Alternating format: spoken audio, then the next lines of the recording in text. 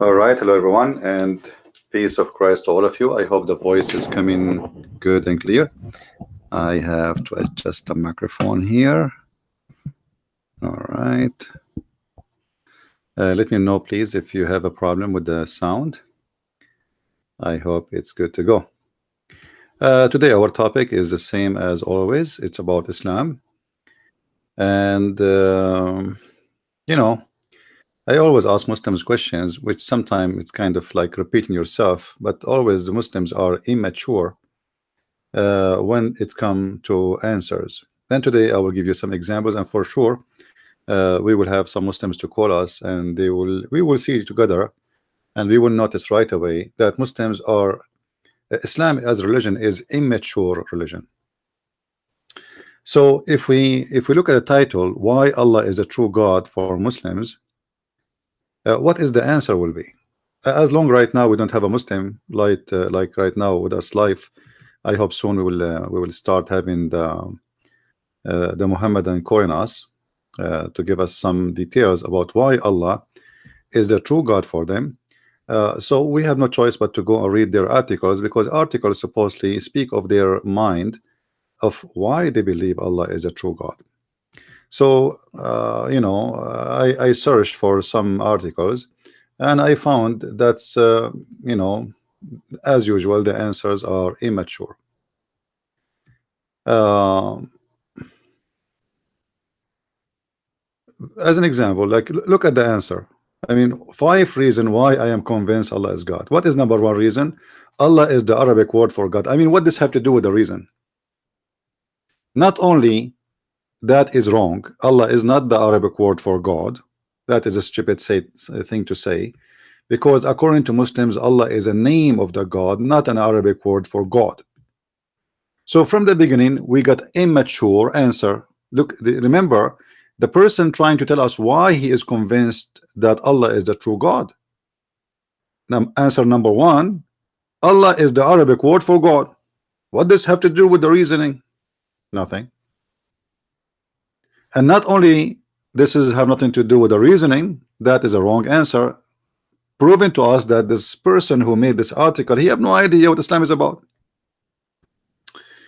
Now, Allah is a pre-Islamic Aramaic derived Arabic word for God. And that is the reason for you to believe that Allah is God?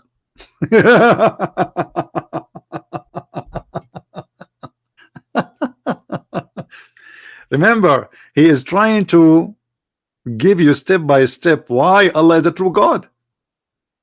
Until now we have no reasoning except telling us the name is coming from where, and yes, it's coming from pre-Islam, this is true. But look how stupid, I use the word stupid not to insult. Look, here he just said Allah is the Arabic word for God. Here he just said the opposite. It's Aramaic word. Is it Aramaic word or Arabic word? Which one? Because we have 2 sections. So this is not an Arabic word, and absolutely it's not Arabic word. This is why if we ask Muslims what the word Allah means, they don't know.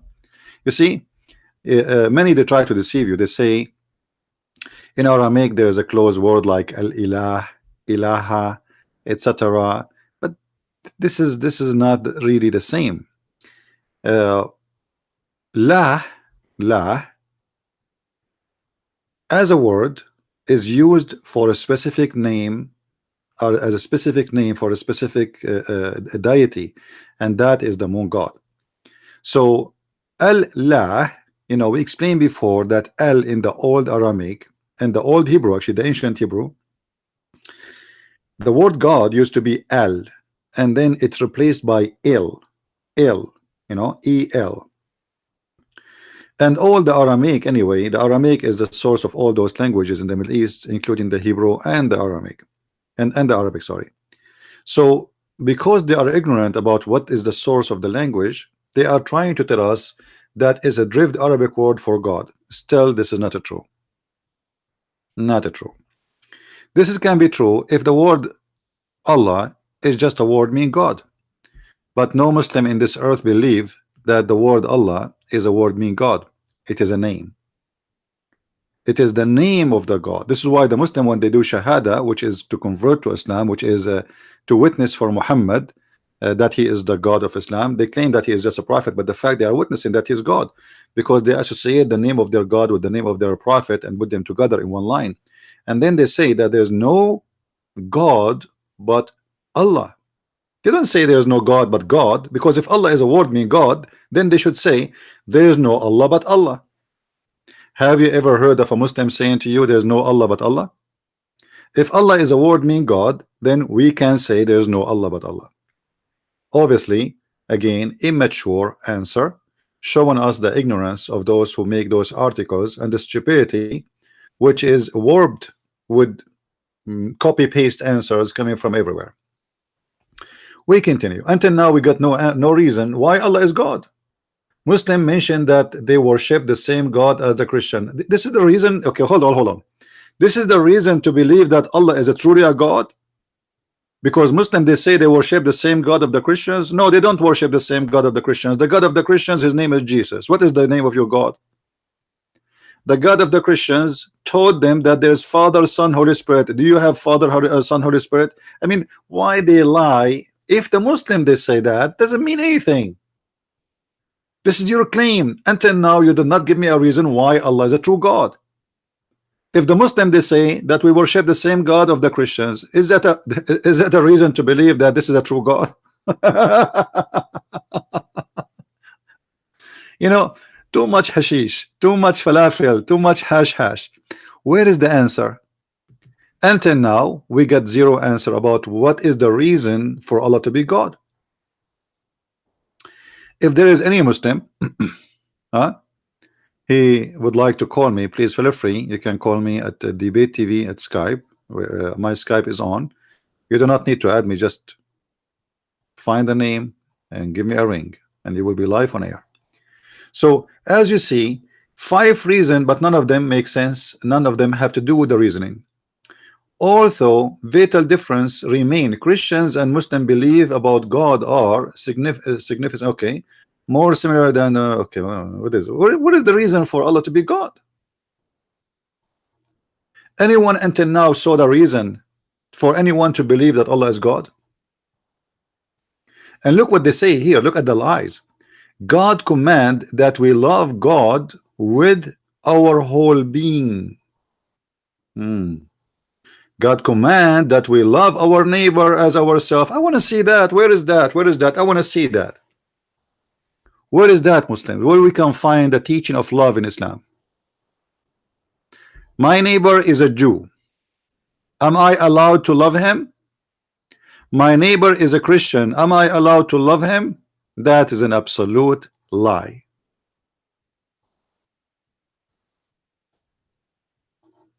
Chapter 5 verse number 14 in the Quran says that Allah, he will spread hate and enmity between the Christians, one to so they will hate each other until the judgment day. Chapter 5 verse number 51 says, take not Christians and Jews as your friends. Actually in Islam, even your parents, you cannot love them if they are not Muslims. Even your father and your brother from your blood. Chapter 9 verse number 23. So this article is nothing but a bunch of garbage, have nothing to do with the answer. What is the answer for Allah being the true God? Until now we got nothing. Maybe the answer can be found that Allah, he made the special verses for the testicles of Muhammad and for his penis. I mean, obviously this God, he worked for the sake of Muhammad testicles. Have you ever heard of a God making chapters saying any woman Muhammad, he wanna if her, she have to open her legs for him, and this is a privilege only for the penis of the prophet? I mean, this is obviously is coming from God. Not it's a prophet who is horny trying to sleep with every woman around. No.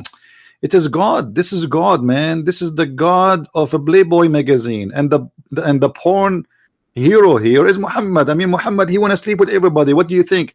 You think he's a prophet? He will accept to sleep only with 1, 2, 3, 4, 5, 6, 7, 8, 9, 10 to 13, 14, 15? No way. This is a prophet of God.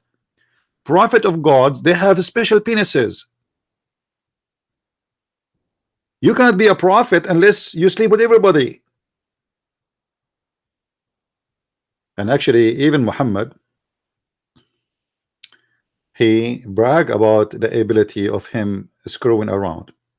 Somebody is saying, what is the source of that? Source of what? Uh, Guys, when you give me a question, make the sentence clear. Like, source of what? So I can answer you, because we spoke about many things. If there is any Muslim, please feel free, call me, and let us see why Allah is the true God. Maybe because he said the women, she have a sperm. That is a proof that Allah is God. Maybe because he said in one verse in the Quran that he created the earth first and the sky first in the other verse, which means God don't even remember what he finished first. Maybe because the God of Islam, he said beat your wife. I mean, this is an ultimate wisdom. After you beat your wife, treat her like, actually in America, if you beat a dog, you go to jail. In Islam, if you beat your wife, you're a good man. And the Muslim, they say to us, oh no, Islam teaching you to beat your wife lightly. I mean, the whole point of this beating is to punish her. So what lightly? And why you want to beat her lightly anyway? Let us say for the sake of argument, it's lightly. Who are you to beat her? You think she is like they will say to you, okay, if you have a child and he is misbehaving, what do? You spank him, right? You marry children, so you spank them. All right, this is the logic. Since when beating women will make a good family? And since when beating women will make the women behave? She will hate you, she will cheat on you, she will leave you. Who said to you that if you beat your wife is going to be for the benefit of the family? Who is the donkey is teaching you such a logic? She's a human being, she have a feeling. What do you mean I want to beat her?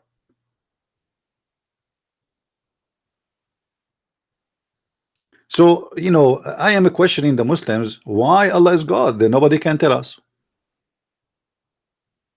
If there is any Muslim around would like to give us a call,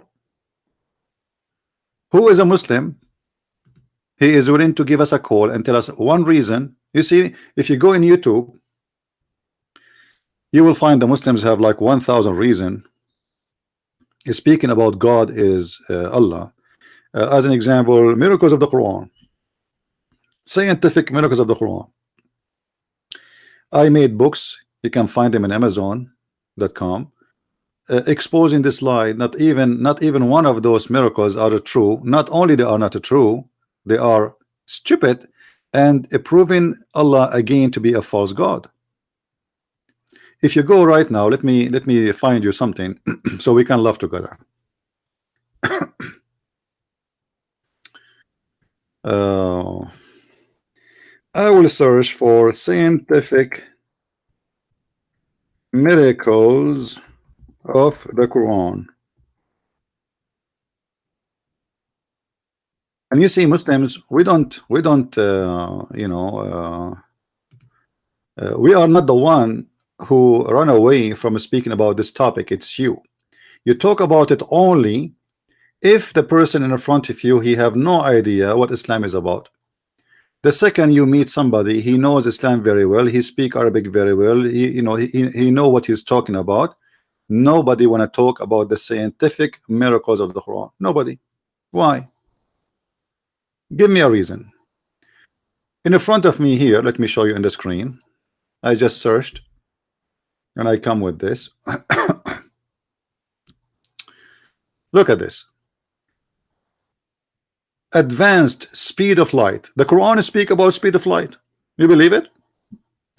The gravity, it's in the Quran too. The ants, wingless ants, are all females. You believe it? The Quran says that. Human embryo, brain functions in the Quran, pyramid in the Quran, age of universe in the Quran, arithmetics in the Quran, everything in the Quran. But if you examine one of them, you will die from laughing. And this is my challenge to the Muslims. Who of you Muslims right now will give me a call and choose the hardest of those to refute? Look how many, look.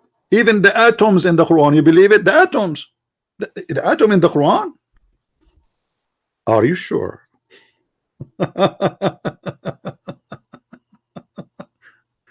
Are you sure? I am really convinced that I will find the atoms in the Quran. So who is the Muslim when I call us and tell us why Allah is a true God? I'm just trying to find a reason.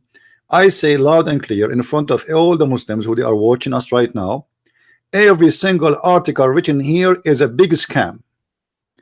And my challenge to you to show me one of them is not a scam. Who is the Muslim when I give us a call? You see, I'm not going to choose my cherries and say, oh, I'm going to talk about this one, unless you force me to. If nobody called, then I have to choose. Who is the Muslim when I call us and tell us which one he believe is the most amazing scientific topic can prove to us that the Quran is a book of God? They know very well that this is a scam. It is a scam. You know, as an example here, this is like an easy one just to show you the scam. If you look here, it says the ants. Wingless ants are all females. What? Okay, and the Quran spoke about that? Yes, brother. The Quran spoke about that. Let me show you the reference. All right, I want to see the reference. You know, I mean, I cannot wait to get the reference. All right. All male ants have wings. All worker ants are females. All ants do not have wings are definitely females. This was only known recently, but 1400 years ago in the Quran addressed ants who cannot fly in female mood. I like it, the female mood thing. Is that like a mood? And let me show you how stupid the one, not only how actually they are not stupid, they are smart. They are trying to fool you because you don't speak Arabic. It says, chapter 27, verse number 18, enter when they come upon the valley of ants. My brother, once I was walking down street, la la la la la la la la la la la la la la la la la, and I arrived to the valley of ants. I mean, from the beginning, the story, it's about fiction and stupidity. Have you ever heard there is a valley? It's called the Valley of Ants. I mean, who is the stupid crazy here? The Valley of Ants. Why? There is not even one spot in this earth. There's no ants in it. Just put some sugar somewhere and you will see the ant immediately there. What do you mean the Valley of Ants? Is that the state of ants? The United States of Ants, and the president is a Trumpo, the ant, the bigger ant. This is a fiction story stolen from the legends of the Jews, and the dummy Muhammadan, they think this is a true story. It's about Solomon, who have a flying carpet according to Islam, who have a flying horse according to Islam, who control the genie. They have a ring in his hand, like the Lord of the Ring. He controlled the genies, he controlled the world by the magic, the black magic. And now Suleiman is approaching the valley of the ants. And look what happened. One of the ants,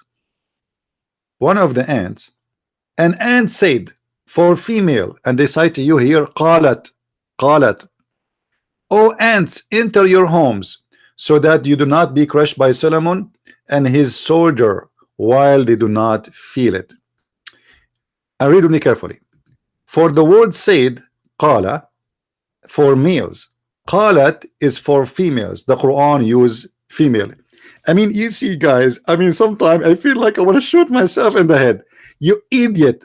In Arabic, we have only one word for ants. We don't have male ants. We don't have female ants. And that word is a namla, which means it's a female. The word itself, it's a female, which means when we speak about ants, it doesn't matter if it's a male or a female. We say namla. Do you see how they fool you? So it's very normal to say qalat, for this is a female ant as a word, not the ant itself is the female. Do you see how they lie to you? The Arabic language, most of the insect are used, or the name for them is females. So it's very normal to say qalat for the word after it. It's a female word. The word is a female, not the insect. As an example, what is the word for bees?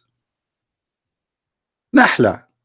But doesn't matter if it's a male or female, but the word nahla is a female word, but doesn't mean that the bees itself, which is described by that word, is a female. This is how they lie to you, and they made a miracle about a stupid fiction story. Only donkeys will believe in it.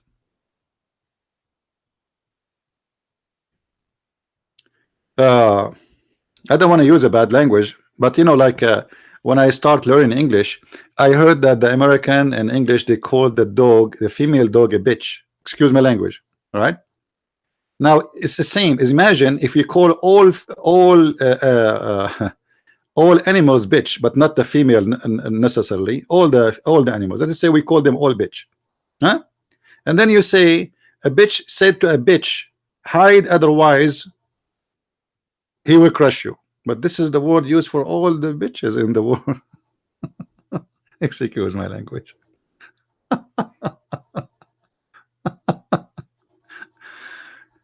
I love it when the Chinese, they said he left as a donkey, he never came back as a horse. And this is the situation for the Abdul. So look how they fabricate a scientific miracle. I mean, how Allah he knew that this is a female ant? I mean, are you kidding me? This must be God. This must be God. They will not tell you the truth that this is the word is used for all ants in Arabic, with no exception. I'm not sure when the last time an Arab guy he checked the balls of the ants, so we start to recognize them by their balls. And this is why actually the animals, the insect, they are called by one name, because you cannot, you know, for a human being it's very hard to, unless you are a scientist, to recognize which one is the female and which one is the male. I mean, for a dog we can tell easy, for a cat we can tell easy, but for an insect, I mean, you have to be a specialist to know. So this is the Arabic word used for both male and female. And I challenge any Muslim who speak Arabic to call me right now and say I'm wrong. What a bunch of liars. Now let me show you something. As long as we are talking about ants, here I noticed they are talking about the atoms. The atoms in the Quran. Are you sure? Yes, brother. You see it, the atoms? Brother, the atoms, the atoms. Do you see it? Here we go. It's in the Quran. The fact the Quran never used the word atoms. It used the word dharra, and the word dharra is an ant.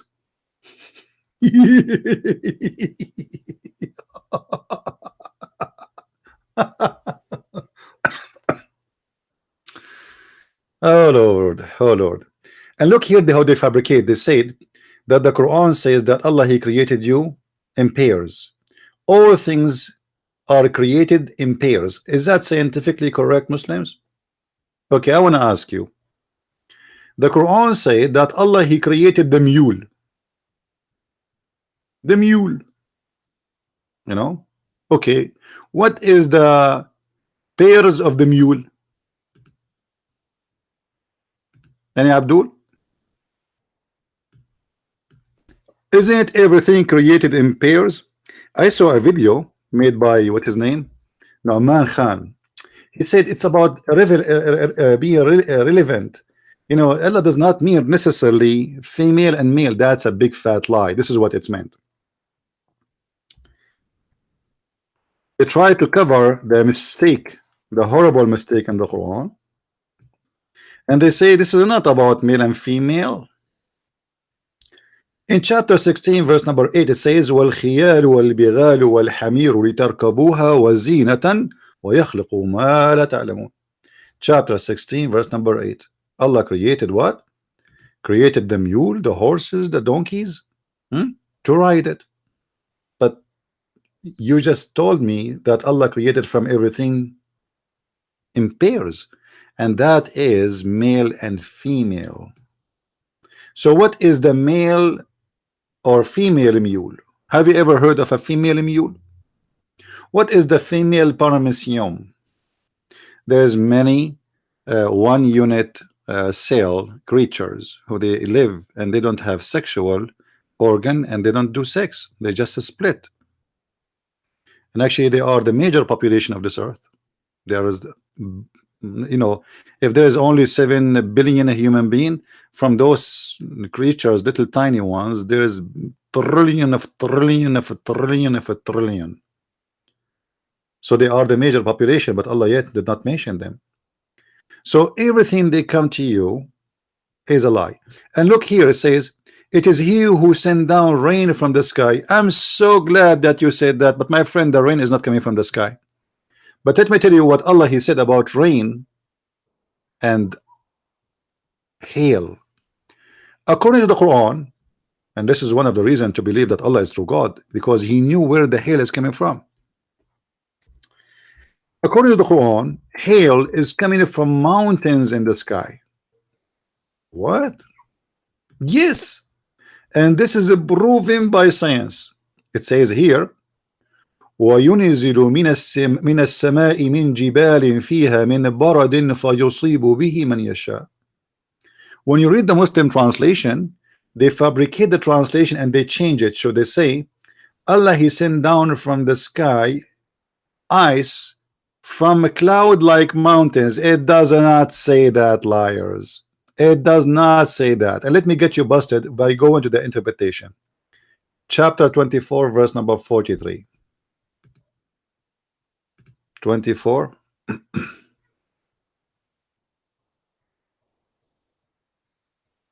Where is the Muslims until now? Until now we got no Abdul to call. I mean, what's wrong? What's wrong? What's wrong?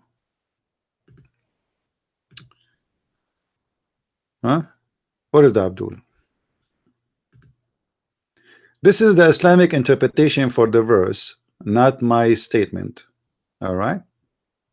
All right. Let us see what the interpretation says. Okay.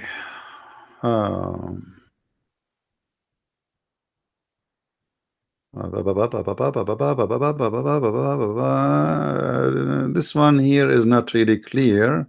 What is the mountains? I don't see the mountains. Hold on.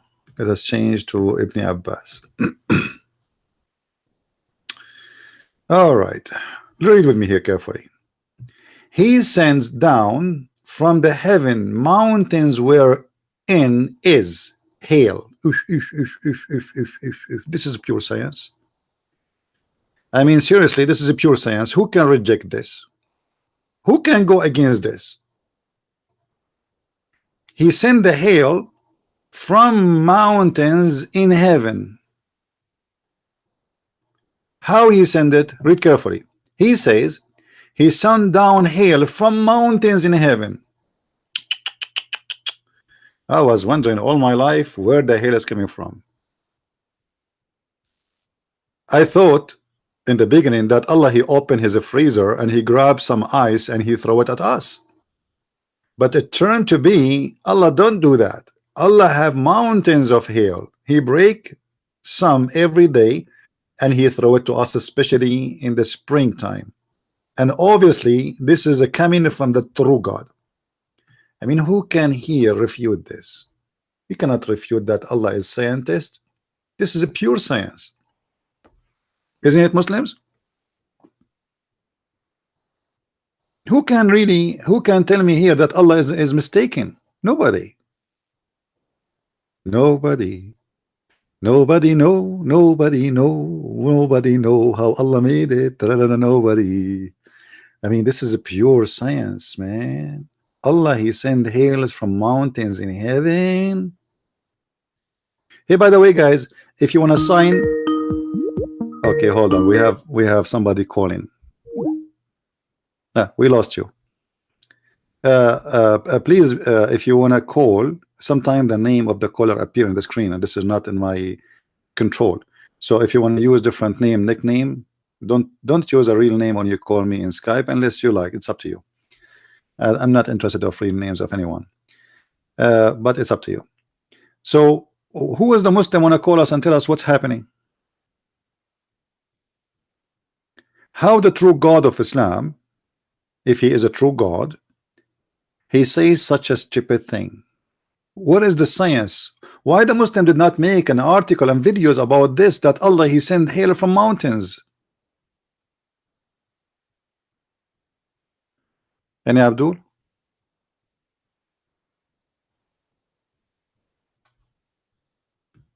Mountains of hail? Are you sure? Any Muslim have to answer us? And you know, and the Arabic, by the way, is clear. In Arabic, it says clearly exactly the same as you see in English. But when you go and read the translation of the funny Abdul in English, they try to hide this disaster. So they say to you, Allah he sent hail from between cloud-like mountains. It doesn't say that. Why you are lying? What cloud-like mountains? Where is like and where is what are you talking about? It says with a clear Arabic words from mountains in it. And that is coming from old legends. People they used to believe in it, that God he have a lot of ice there, and obviously there is mountains. They saw ice. All right, let's see. We have a caller. Hello. Hello. Hello. Okay, well, I have to hang up on you if you don't answer, my friend. Let me see. Let me be sure that everything is fine. The audio is fine. Okay, well, I don't hear you, so I have to hang up on you. Let me be sure that Skype did not change the setting.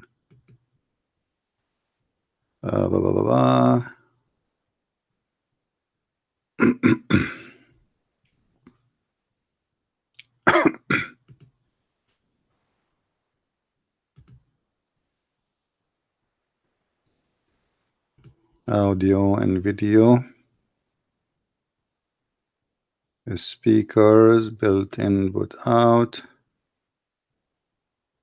Yeah, I think it's fine. I don't know why we cannot hear him. Anyway, if you don't want to talk, don't call me. Do we have any Abdul? Do we have any Abdul would like to call? Hello? Hello. Yes. Are you getting me fine? Yeah, I hear you now. You are live on air. Everybody can hear you. What do you want to say, my friend? Okay. So I'm Christian. All right. And I live in one of the most populated Muslim countries. Mm-hmm. So there's this thing that I meet very nice people, I have very nice Muslim friends, and there's this thing that I find very offensive about them. Every time they attack me about my religion. So I was requesting if you can make maybe a video on how to silence them, because every time I go to class, everywhere I go, they attack me based on my religion. So I don't know if this is the Islamic doctrine, or I don't know. What's your take on it? So you are saying to me, when you go to school, etc., the Muslim they attack your belief, right? Yeah, they attack my belief everywhere. So okay, how do I learn how to answer them? Just them? watch my videos, and you will learn how to answer them. Very simple. I have thousands and thousands of videos on YouTube. Watch every video have a topic, and you will learn, and then you will learn how to answer them. Islam is a very stupid religion. It's very easy to answer it. Islam is the most stupid religion ever exist. You know. Yeah. So you do not need to be a genius really to learn how to answer it. However, you need some knowledge about this cult, and you will see how easy it is to answer it. Just watch my videos, you know, and you will be doing great, you know, like today, you know, as an example. Ask them what kind of God he said that Allah he sent hail from mountains in heaven. I mean, how stupid this God is, you know. So just watch and learn, and there's another thing also I noticed about them. Most of them, I don't know, it's brainwashing, or I don't know what's happening. Because there's a day some lady came to me, she wanted to forcefully convert me to Islam. She was telling me, just accept, we go. I don't know what. And so all of a sudden, I told him, I told her that do you love language? Told me yes. Then I told her for my Bible, I put it for Corinthians, You know, patience, love, my friend, your voice is cutting. kind. I cannot really understand All of anything. a My friend, your voice is cutting badly. I cannot understand sudden, anything. But anyway, it doesn't matter what they say to you. The method to refute the Muslims is very simple. Just learn about Islam. As I said, I have books in Amazon.com. You can get them. But if you want something for free, you know, let's say you cannot afford to get my books. However, my service is for free. There, I have thousands and thousands and thousands. Me myself, I do not know how many thousand video I already made to expose Islam. So my videos are all over video YouTube. You know, watch and learn and take notes and educate yourself. Education is the key. It's not just talking. Talk is cheap. You know, that's why when Muslims they speak to me, they look like fool because simply they are copy paste. Nobody uses his brain and nobody have education about his cult.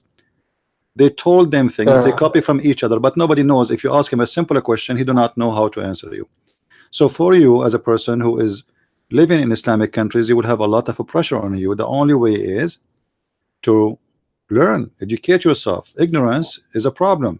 You know, you cannot find an illness or disease and you do not know what the sickness is, right? You will need to know what, like, you know, if you go to the doctor, he start asking you a question before he give you the medicine. He don't give you the medicine and then he let you go home. No, because every disease have medication.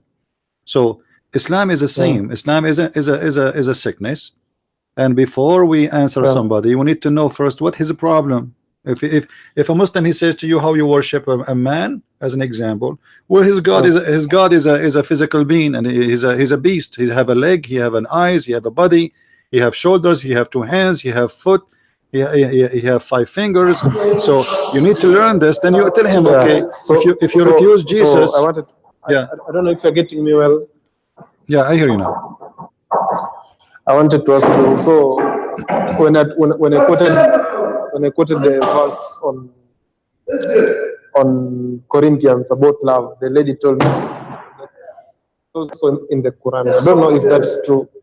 I don't understand. I do not understand what you said. When they quote us about what? The Corinthians, I don't know if it's Corinthians chapter 4, the ones that talk about love is kind, love is patient, love is not jealous. They told me that the verse is also in the Quran, that I should have nothing to worry about. I don't know how true that is. What in the Quran? What you know? When somebody says to you in the Quran, it says something. Give me the verse. Give me the number. Don't tell them. Okay. The verse is in the Bible. The verse that speaks about love. Corinthian. Okay. What about it? You know, the whole Bible, my friend, is about love. Jesus says, "Love your enemy." So now, when a Muslim he brought a topic about love, tell him what's your problem. She quoted Corinthians chapter 4. I'm not sure, but the one that talks about love is kind, love does not envy, love is patient. So what the problem? What the problem? I understand. She talk about love in the Bible, and she told me that it's also found in their book. Which I don't book? know how true is that. Which book? Hello? She said it can be found in the book. Which book? The verse can also be found in the Quran.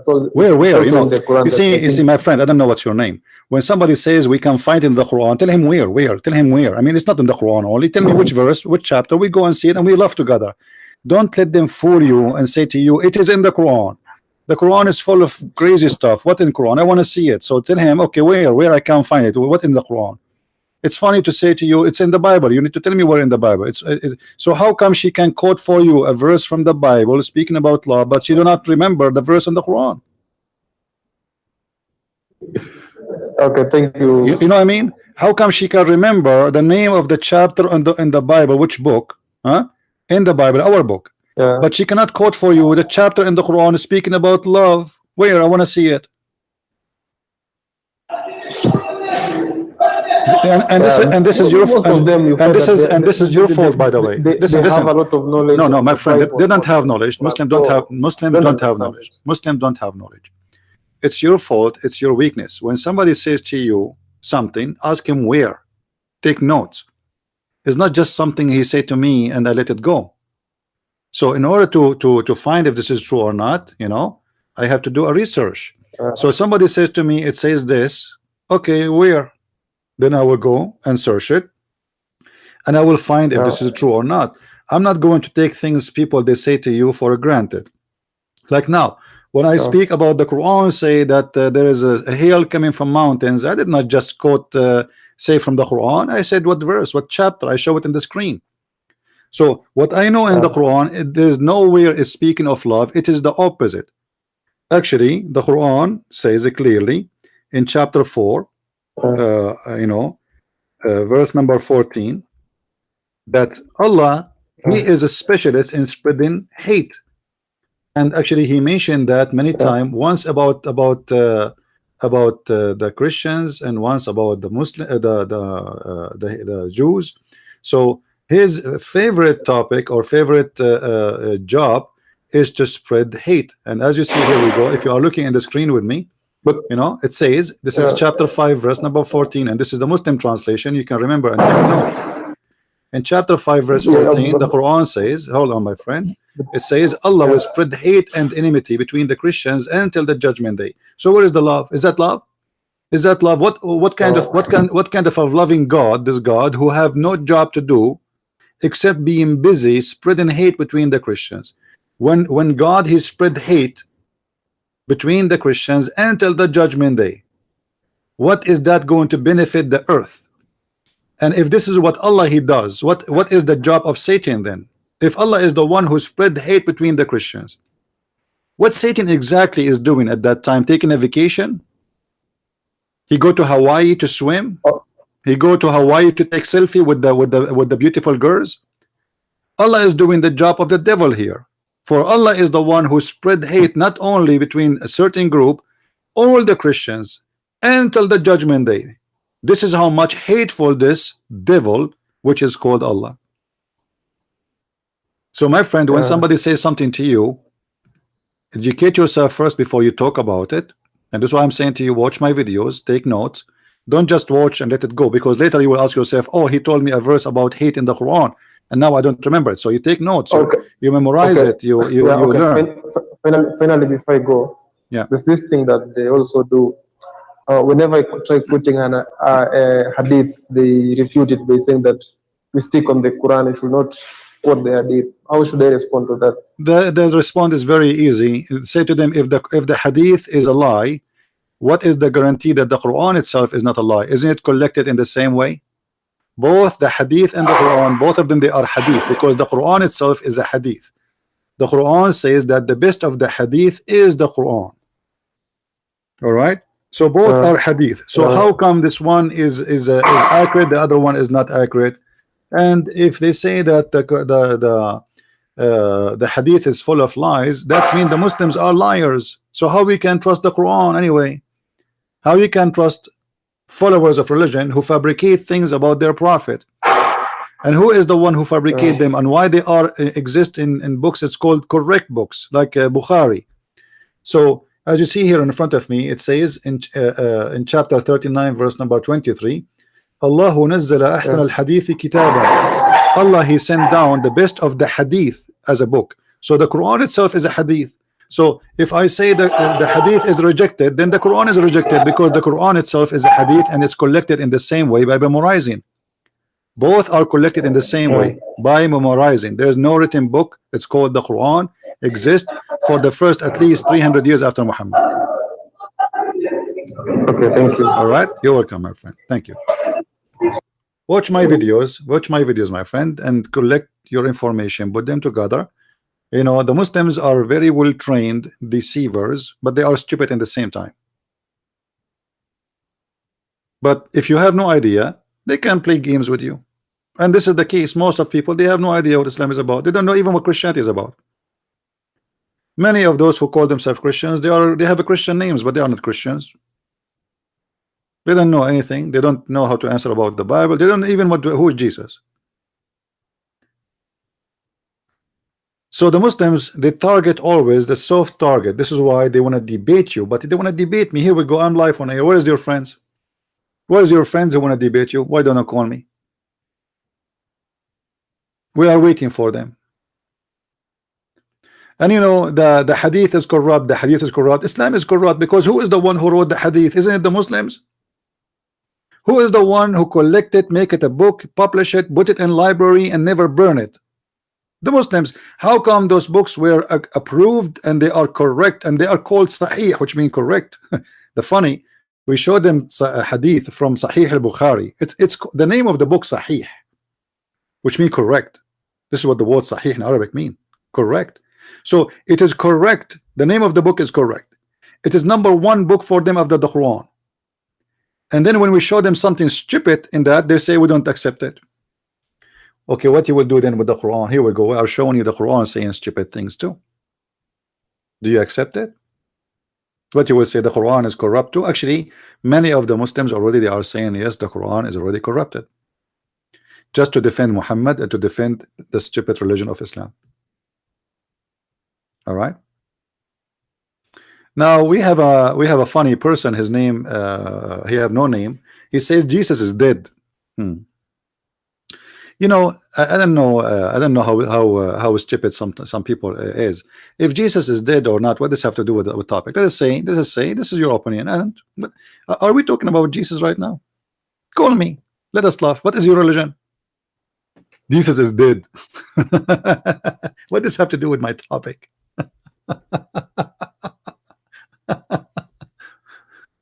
Oh boy. Yeah, it's all right. It's all right. I feel sorry for his mommy. You know, sometimes mothers, they suffer a lot for after having a certain kind of kids. I feel sorry for mothers. Do we have any brave Muslim would like to call us? Any brave Muslim would like to call us live on air? I hope I'm not insulting by saying brave Muslim. Anyone?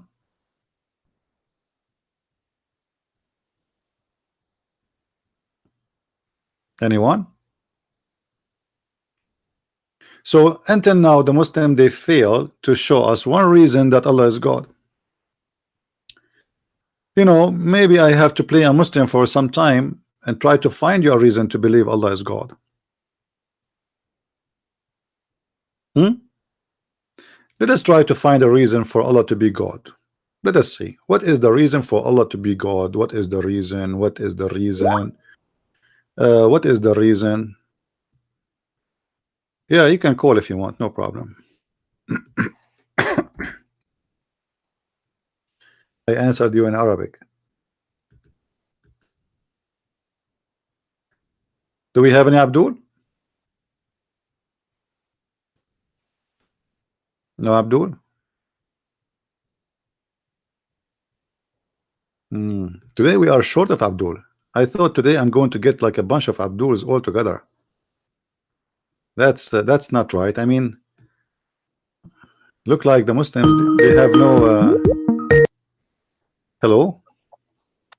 Hello, hi. Yes, my friend, how are you doing? How are you? I'm so sorry, let me put the volume down on this one. Sorry, I had my laptop on. It's all right. How are you, bro? You all right? It's all right. Everything is good. All right, that's good to hear. I won't be long. Thank you, because I know you're doing your thing. Basically, reason why I called is that sometimes, especially we Christians, we assume things when it comes to Islam. You know, we assume a lot of things. So when we're having a discussion with the Muslims, because we know certain things in Christianity, we assume things. For example, we assume that Allah is a spirit. We assume, you know, certain things when it comes to Islam very quickly. So I was listening to one of your debates, which you made a couple of years ago with those two Muslims, sheikhs in America, Sheikh Malik something, which was a very interesting debate. And basically it was to do with Muhammad. When did Muhammad find out that it was Jibreel? and then you were showing a hadith, and he was saying, oh no, but the hadith doesn't mention Jibreel.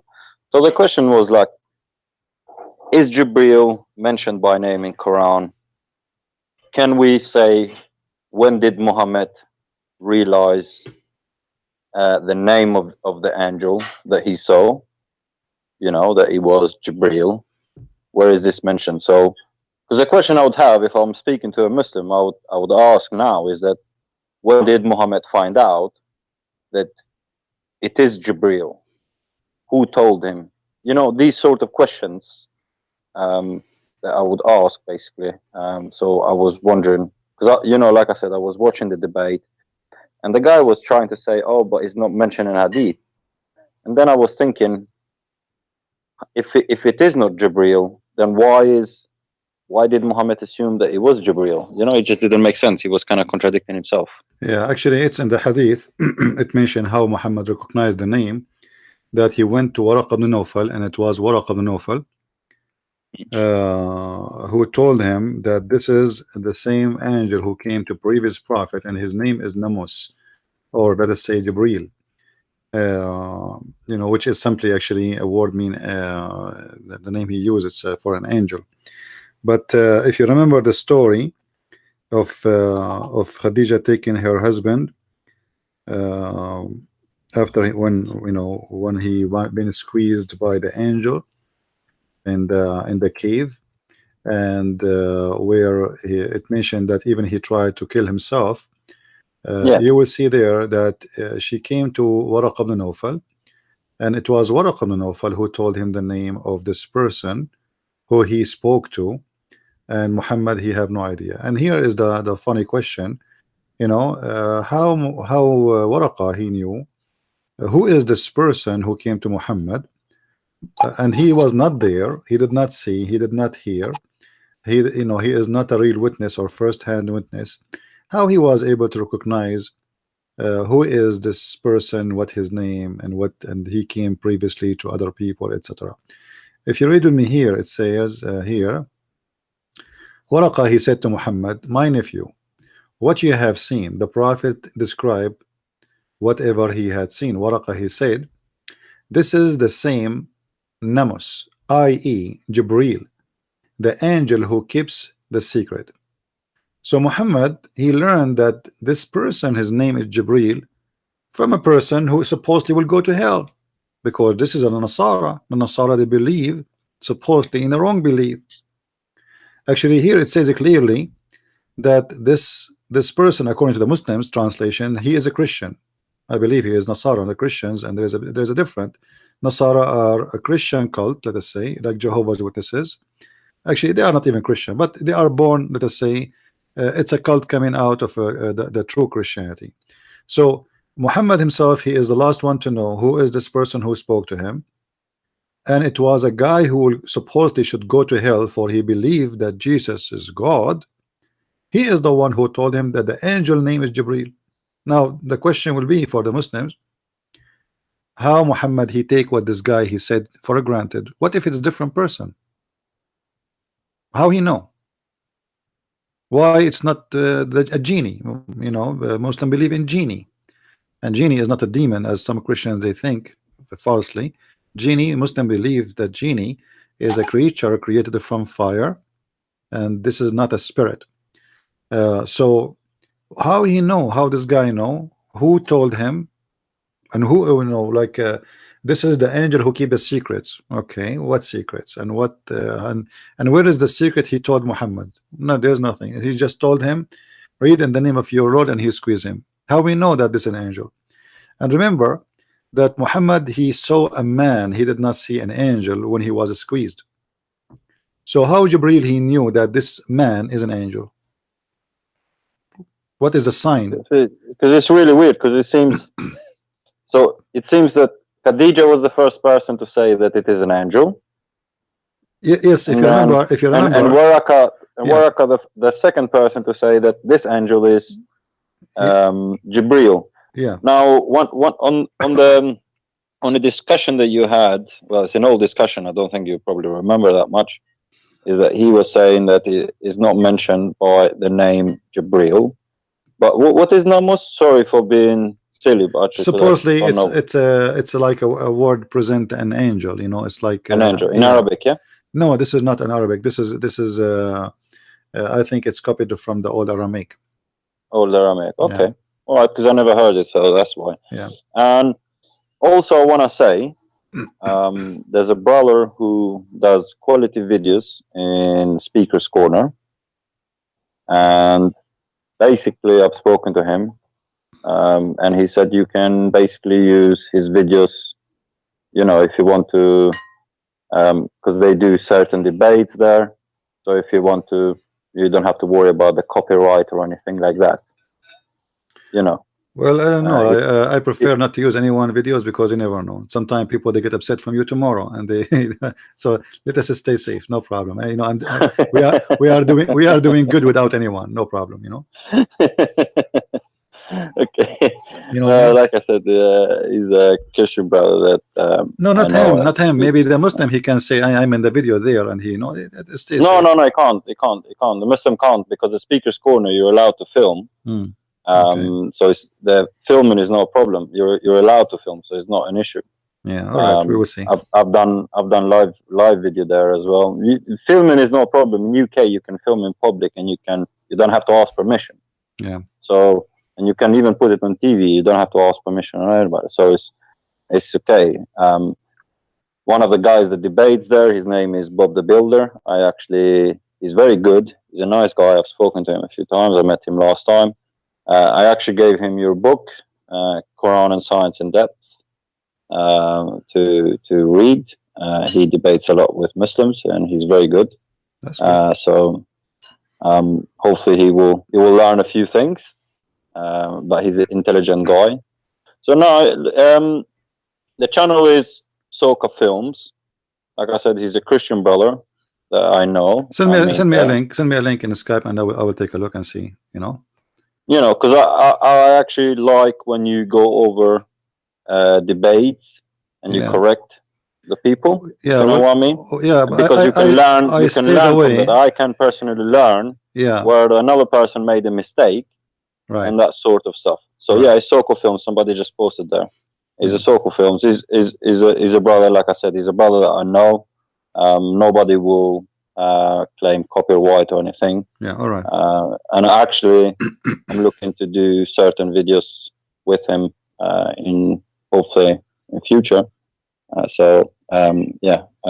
good. That I wanted to let you know. Tell him feel free to call me if you like, and if you have questions, etc. Maybe we can help him.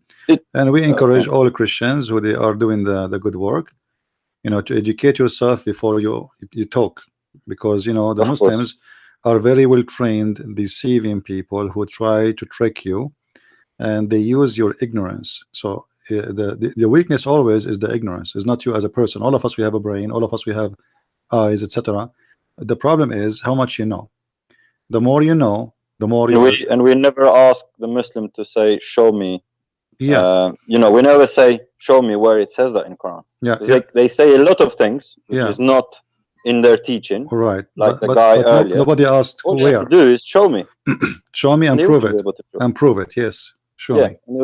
I've seen that so many times when people are debating. And I'm thinking, why don't you? The guy just made 4 or 5 false claims in seconds, in a matter of seconds, and the guy is not saying, "Show me." Yeah. You know, he's saying that, "Oh, we believe that a child will go to heaven." No, that's not true. Because it's a child, and that's not. You know, that's what I mean. It's not true. And I was thinking, why do you just assume that just because you're a Christian, you don't assume that it's the same? And this is why one of the reasons why I called is that if you're able to do a series on certain things that you think that Christians or non-Christians or other people think that it means something on Islam, for example, jinni being a shaitan or Satan, or that Satan is one, but when we know that Satan is more than one in Islam, apparently, or something like that. So these misconceptions, if you're able to do any series or any videos, sometimes you may not remember. You know, maybe I should make a small, tiny book, maybe like 50 pages about misconception about Islam, things the Christians they take for granted, which is not true. And I will think about this idea, because as you said, but this is not the fault of normal Christian, by the way. Even those who claim to be priests or ministers, they are full of ignorance when it's come to Islam. They think Islam is really they have the same God as the Christians, many of them. They think, many of them, they teach in churches that Muslims are from Ishmael, which is false and funny. They believe that Muhammad is from Ishmael too. They believe that demon is a genie. They believe that the Muslim believe exactly in the same thing, except that they don't believe in Jesus to be God. But Islam have nothing to do with Christianity. Everything is wrong. Even the names, the titles, the persons, the history, the details, everything is upside down. You know, This is what I mean. There's loads of misconception. a lot. But this is not the fault of the Muslims only. It's the fault of Christian teachers who teach in churches, who teach you in the church false stuff. Not because they are being, let us say, false teachers, but because they are ignorant, who cannot. I mean, and I think loads of Muslims would not know a lot of these stuff. Right, loads right. of Muslims, Yeah, they just assumed. But the So Christian that's teacher, why I said this sort of thing would be quite important, because lots of Muslims would assume certain thing that they think they just heard. Like for example, actually, even when you asked that those two scholars, one of them said he's a professor and a doctor, and the other one was an imam, a sheikh. When you asked them, if actually you asked the question, is Allah a spirit or a thingy, and there's the guy was scared to answer.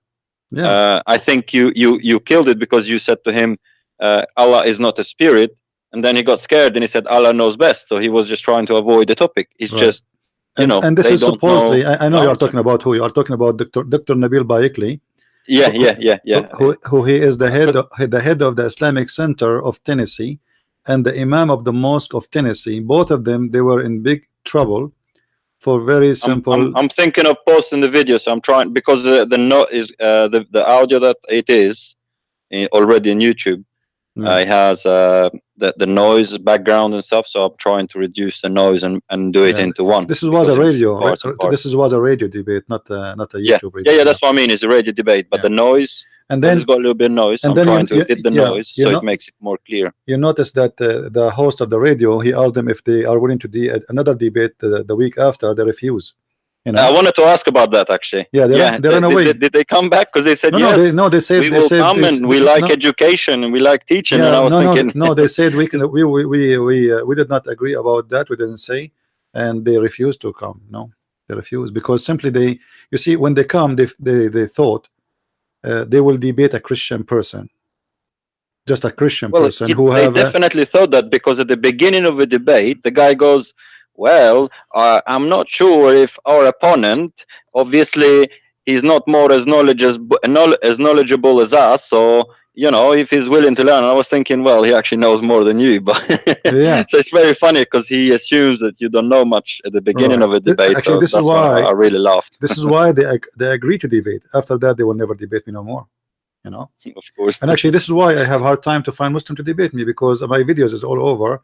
It's like your repetition speed you know. So you're a victim of your own success. All right, so like you have to find somebody he don't know about you, but how you can do that? I mean, they will search in 2 seconds in Google and he will find endless number of information, and he will say to himself, this is a stupid idea to debate this guy. You know? This is why you see Shabir Ali, he have no problem to debate David Wood every 2 weeks. You know, but he will never ever make a mistake and debate me. You know, that debate, you know, even I'm not talking about David is doing good or not. This is not the topic. I'm saying for him that is a safe debate. But even David, but even David Wood, Shabir Ali, he cannot handle him. Even David. So imagine what will happen if he debate me. So they avoid somebody. Number one, he speak Arabic very well. He know more than them. They knew exactly what he can do, what kind of harm he is going to do. And okay, we have a Muslim. I think he wants to call you, so I don't want to take your no problem. Your time. So I really appreciate it. Sorry, just wanted to ask the questions and stuff like that. So no problem. All right, thank you, bro. Thank you. Thank you. Take care. All right. If there is a Muslim trying to call, please feel free, and I will be happy to have your call live on air. You know, Muslims are people who do not know Islam. And if there is somebody he knew some about Islam, he tried to play games and not to answer. You know, you remember yesterday we have What his name? Nightmare. Let me get what he said. He said that a Christian prince trying to prove me wrong from, and he named the sheikh name, and he said that this sheikh believed that Muhammad is not dead, and Muhammad is alive, and he is not a human. Hold on, let me show you. And actually, if this guy Nightmare is there, please give us a ring so we can laugh a little bit. All right. But just to show you the stupidity of the Muslims, you know, the point is, when a Muslim he open his mouth, he right away start humiliating his religion immediately. It doesn't take really long before you notice that a Muslim, when he speak, he is saying stupid things, and it can hurt Islam badly. I will take a snapshot of what this guy said and put it in the screen. Actually, I did pin his words. I made it in the top of his. Here we go.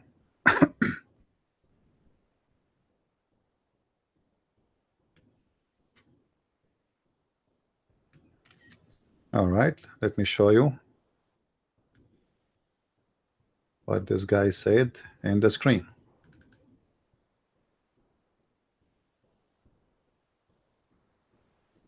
All right, look with me. I will make it big so you guys can see it and read it. Nightmare Berber, 2 hours ago, and it is edited for sure by him. Lul, the donkey, is now using heretics such as an Imam Ahmad Rida Khan to refute me. Lul, this Ahmad is from India. Okay, does that make a difference if he is from India? Yes, because he is not an Arab. That's mean he is a second citizen in Islam. Believe that the Prophet is not dead. So he is heretic. Why? Because he believed the Prophet is not dead. Now, is Nightmare Berber is listening? Are you there? If all the prophets in Islam are dead, then how you explain to me your prophet when he went to the 7th heaven? And remember, you are the one who is calling this guy heretic for believing in such a thing. How your prophet, when he went to heaven, he saw Abraham, he saw Moses, he saw Isa, he saw Ishmael, he saw everybody.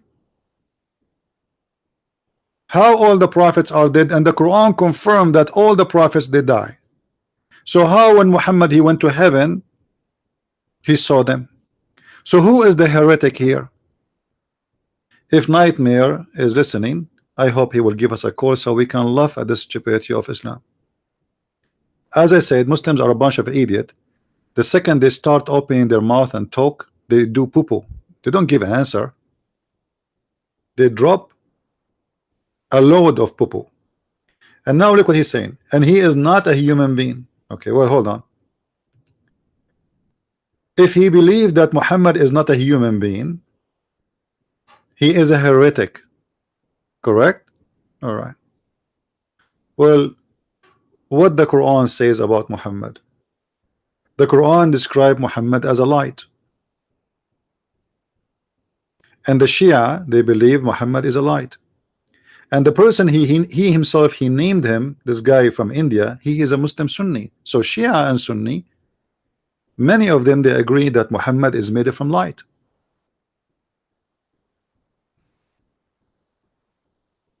He knew the future. He controlled the universe. This is not true. Actually, you go to his website, it doesn't say that.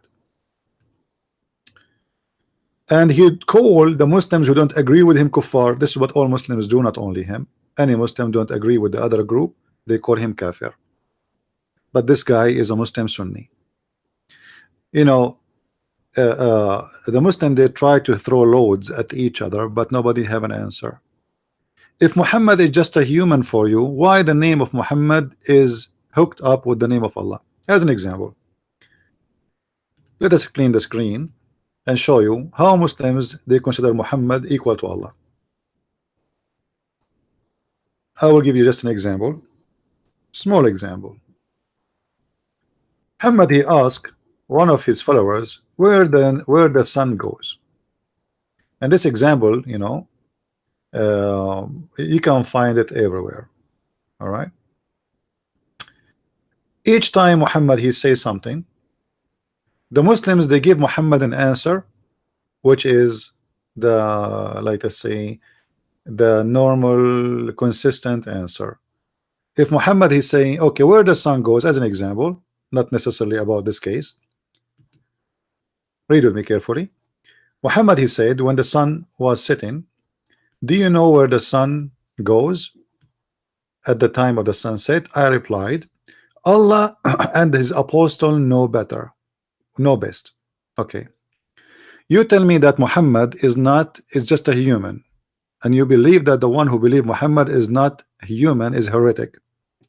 How Allah and the human Muhammad they knew best?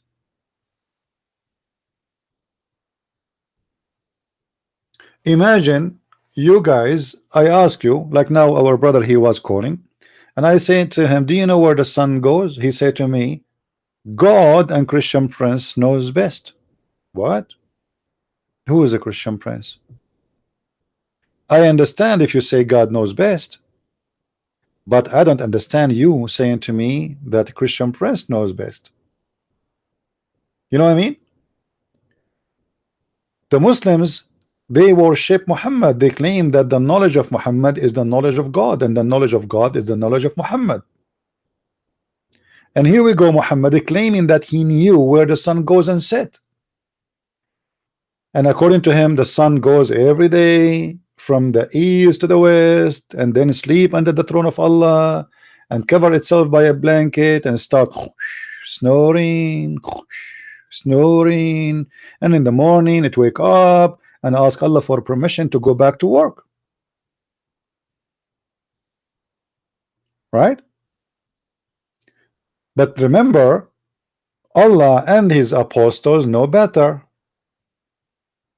So the Muslims they associate the knowledge of God with the knowledge of the Prophet, and they made them equally, you know, equal. You see, the guy did not say Allah knows best and stop. No, he said Allah and his up. Do you see any Muslim oppose this statement? Nobody. And Muhammad himself did not oppose it. Like, why Muhammad did not say to him, don't say that, man. Don't say Allah and the Prophet knows best. Say Allah knows best. You see, Muhammad he like it. Muhammad he continued talking. He did not say to him anything about what he said. And you can find the same statement, Allah and the apostle know better or knows best, all over the hadith. So why the Muslim don't complain about such a statement, which is obviously associating the knowledge of God with the knowledge of a man, and he is a human being. The Muslim they teach us that the name of Muhammad is written all over the throne of Allah. Why? Allah himself is worshipping Muhammad.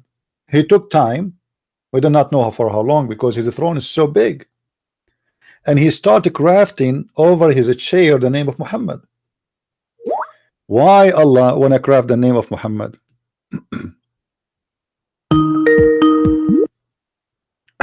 Hello? Hello?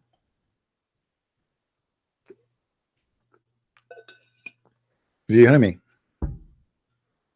All right, fix your Skype please and call me back. Please guys, test your microphone before you call to be sure that you know we will hear you.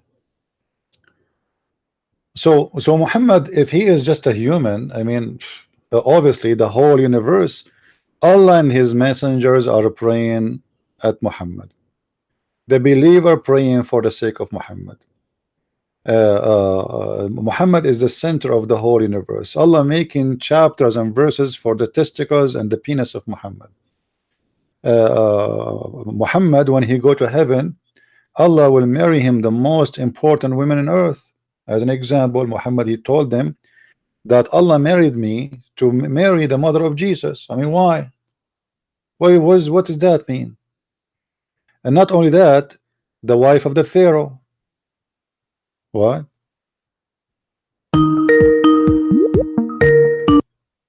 Hello? Hello. Yes, go ahead. I hear you. You are live on air. Hello. I hear you, my friend. What do you want to say? You are live on air. Yeah. What kind of debate?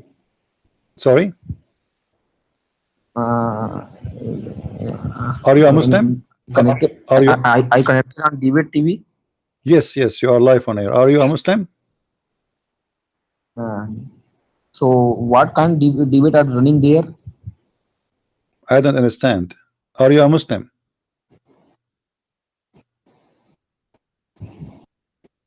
I'm here. I'm from India here. Yes, are you a Muslim?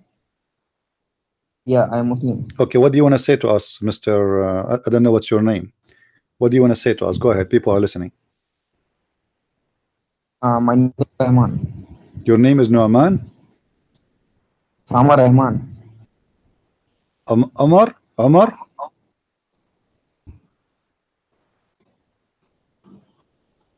Maybe you can type your name for me. If your camera is on, turn it off. That will make your voice better. I'm not interested to see a camera, please. So tell me what's your name. You can yeah. My name is Osama Rahman. Osama Rahman. Okay, Mr. Osama Rahman. So what do you want to say to us, Mr. Rahman?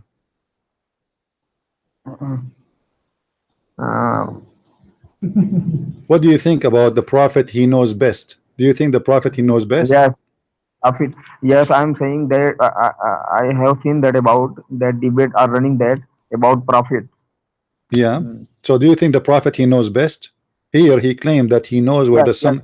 Prophet knows best. Yeah. Yes. Okay. But as you see here, he claimed that the sun every day goes from the east to the west. Is that correct? Do you agree? That is correct. Why is correct? The sun doesn't go anywhere. How this is correct? Actually, sun is the biggest of the earth. The sun is bigger than the earth. Okay, and but what does have to do with the question? Yeah, sun is the big than the earth. And the moon is the smallest than earth. Okay, but this would have nothing to do with my question, my friend. My question is, do the sun goes? Listen, Rahman. I'm giving explanation to you. Right. Yeah, but the sun goes every day. Does the sun goes every day around the earth from the east to the west? Yeah. Around the earth. Okay, but here Muhammad is saying the sun goes every day from the east to the west, and the sun sleep under the throne of Allah. Is that accurate according to science? According to science, that is doubtful. You are saying that. That's doubtful. Okay, so the science don't agree with Muhammad, correct? Yeah. Muhammad knows everything. God Muhammad is not saying anything without Allah says. Correct. So Allah he told him that. Thank you. So Allah told him that the sun goes every day in the morning and go all the way, travel, i.e. from the east to the west. But this is scientifically very false. So don't you think Muhammad here is lying? According to hadith, yeah, according to Qur'an, according to hadith and according to Quran, Prophet is not saying anything to own word. I know, I got that from you. Okay, I understand. Nothing from his own, I know. So now Muhammad he claimed that this is coming from his God, but this is mean Allah is a false God. For this is a false statement. Yes. So Allah is false. Allah is the creator. You see, my friend, how Allah is the creator, but yet he think wrongly that the sun goes every day from the east to the west. How he can be the creator, but he do not know a simple thing. Sun goes everywhere. Sun, cause the earth rounded. Okay, so you are saying the sun goes every day in the morning from the east to the west around the earth. You believe in that? Around the earth. That is the correct sentence. What do you doubt? Well, because this is not the science don't agree with this. The science believe this is stupid. The science doesn't believe in that. The day and the night, my friend, the day and the night happen because the earth is going around itself, not because the sun is moving from the east to the west. Yeah. So how Muhammad he says such a statement? How Muhammad makes such a mistake? As you see here, he said that the sun, he said it goes, i.e. the one is talking is Muhammad, travel till it's prostrate itself underneath the throne and takes permission to rise again. So Muhammad, he believed it is the sun who goes, and the sun is the You are one is it, saying, and the sun is the yeah. one traveling. But this is absolutely false. Son, actually, there are two cars according to science. What? First you heard about rotational motion and normal motion. You have heard about the rotational motion of the earth. How the day, Earth how the day and the has, night, how the day and the earth night has two happen? motions. How the One is day, the rotation and one is Rahman, the normal motion. Rahman, how the day and the night happen according to science? Day and night, how they happen? What is causing the day and the night according to science? What is the cause of day and night? Yeah, what is causing the day and the night according to science? Like when the sun set, what happened exactly? Do you know? What? What happened? I'm asking you. Do you know? I'm trying to learn from you. Maybe you are more educated than me. Yeah. What happened? What happened means once more ask to me. How the sun and the day happened, occur, how they occur. What is causing them to happen? Do you know? So I'm saying that Earth has two motions. I mean, Earth has one is the rotational motion and one is the normal motion. Rotational motion is make Earth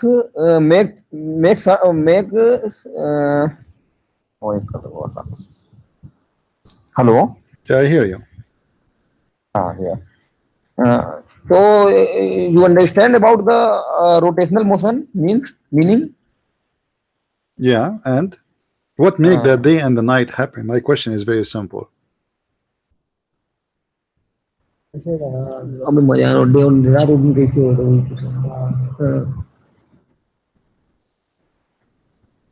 Yes. Do you know?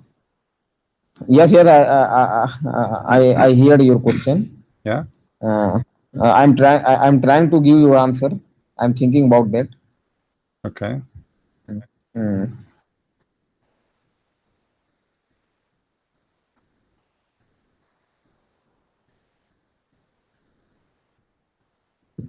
Do you want to call a friend? 1 minute. I have a video I want to share with you. Why day and night happen? Yeah. Why day and night happen? You know, according to your understanding, what make them happen? What is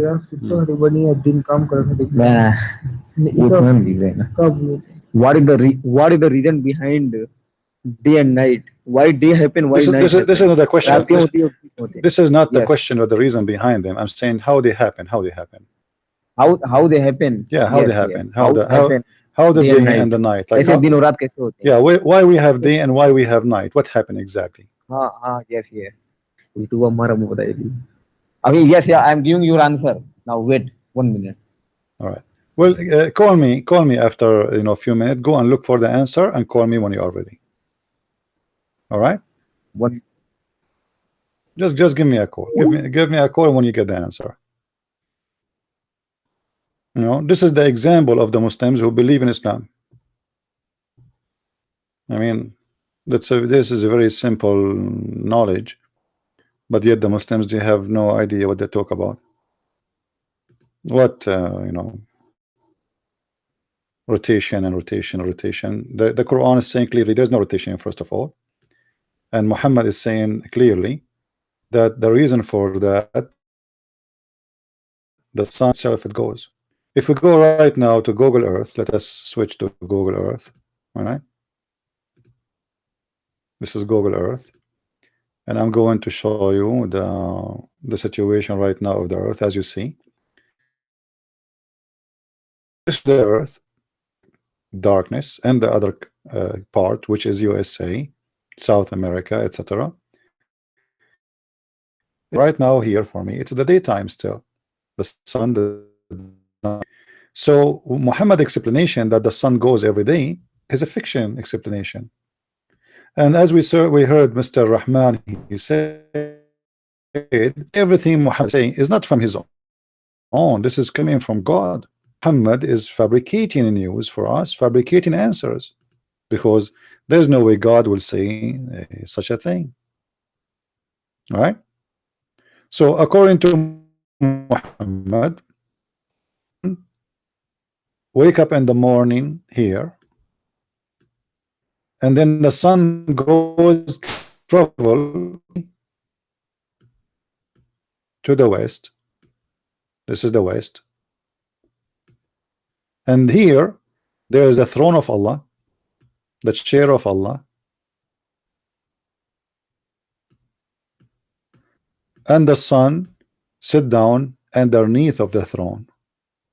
And then the sun asks Allah for permission, and the sun permission, and the sun goes again from the east, but did not explain to us how this will happen. How is going to go and appear in the east again? So because Muhammad is just copying from the legions of people before, exactly happen every day. The sun is moving, but the fact this has nothing to do with the sun is moving. The sun did not even set. The sunset is a figure of is like a speech figure. It's not real. We say the sunset, but the fact there's no sitting, there's no sun setting. That's the illusion of the eye. It's but it's accepted by us even now. There's no sun is setting. We say the sunset, but this is not scientific. So the explanation of Muhammad that the sun is going from the east to the west every day is additional proof that Muhammad is a false prophet.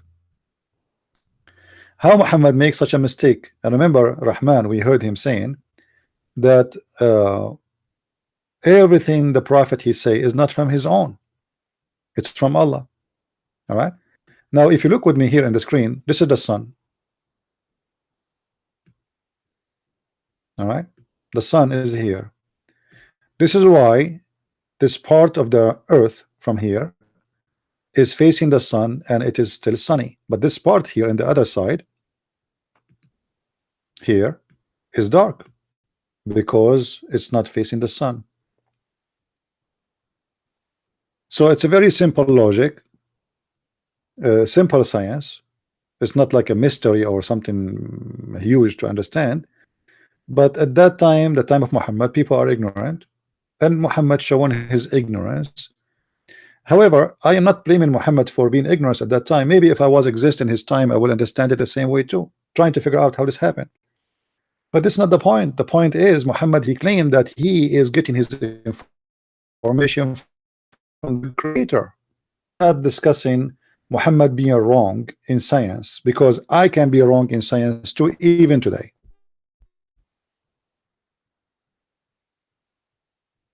This is not the issue. The issue is I claim to be a prophet of God, and Allah and his prophet knows best, and everything I say is coming from God, and God told me, and then I make such an ignorant statement claiming that God taught me that the sun goes from the east to the west every day and sleep under the throne of Allah. So I hope Mr. Rahman is listening. I just give you time to look for the answer as you wish to do, but that will not change anything. Rahman. Hello. Yes.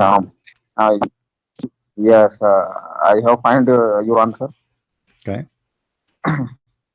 You said about that why day and night happen. Well, we know why day and night Hello? happen. It's very simple. Ah. The day and night Ah. happen because the earth is rotating around itself. Yes. Okay. So why Muhammad saying the sun is the one is going? Why Muhammad making such a mistake, claiming that his God told him that the sun goes every day from east to the west? East to listen. When Earth moving east to the west, when Earth moving east to the west means one round. One round means sunlight not passes through the left portion on the earth. So that is happen there day and night. Mhm. So it's not the reason the sun is there, but your prophet saying that the sun is the one is going, and that is very wrong.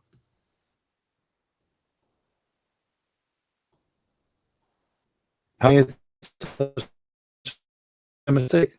Claim that he's getting the knowledge from Allah. So you are saying Muhammad did mistake. Absolutely, not only Muhammad, Allah himself he Like, made I a mistake. understand. Allah himself he made a mistake, because remember, you are the one who told me that Muhammad, you don't speak of his own, he speak from God, right? So the one who made the Yes, he mistake, speak from God. right? So the one who made the mistake here actually is not Muhammad. Supposedly, it is Allah who told him that, and that is a proof that Muhammad he don't have a God. It's a false story. Muhammad claiming that he is speaking to Yeah. God, getting knowledge from God, but the fact cannot be true. For this is a very false statement coming from a false man, giving us false science. God will not make such a mistake, will not say such a thing. Actually, science. Actually, people are believing on science. If I have a simple question on that, why? Okay, 1 minute. Hmm. I have a simple question on about our death. Why death can happen? What is mean by death? Before Why death? after death, nothing. Why death? Yes, This is a different topic, my death. friend. We are not talking about death What is now. death? No, Rahman, don't change the topic. Death is very normal thing to happen. You know, your body cannot able to renew Science itself. cannot prove even. No. You Science see, cannot I prove. am a believer. I'm not an atheist. I'm not debating you if there is an afterlife or not. This is not the question. This is not our topic. I believe in an afterlife. So this is not our topic. The topic is how Muhammad is a prophet of God and he says such a stupid thing.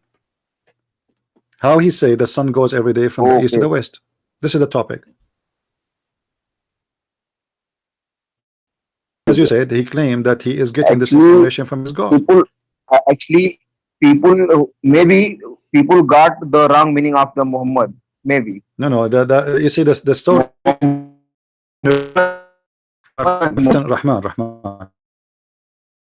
Right thing, or people are taking wrong. No. This is what Muhammad said exactly in front of our eyes. This is a hadith reported letter by letter, word by word, as it is.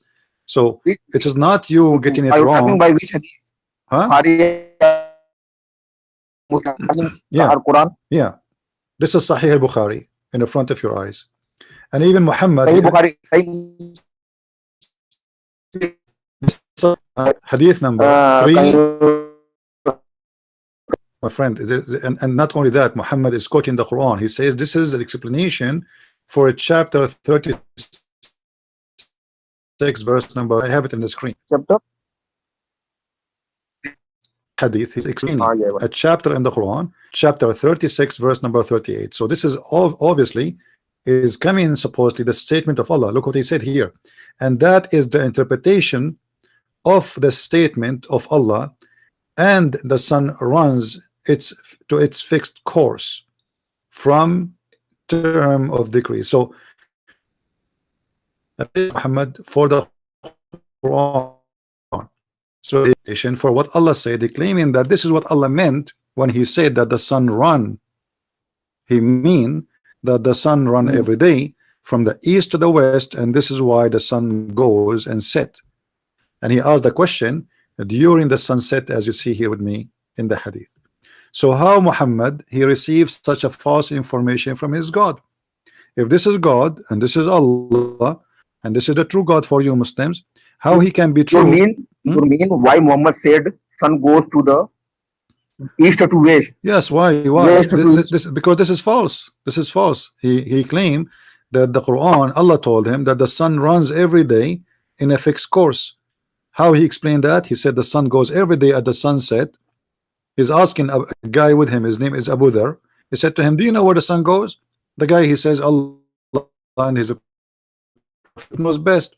Every day I eat trouble till it's prostrate itself. So the Muhammad, he claimed that it is the sun is moving. The sun is sun, it is the sun who travels. Absolutely false statement, mm.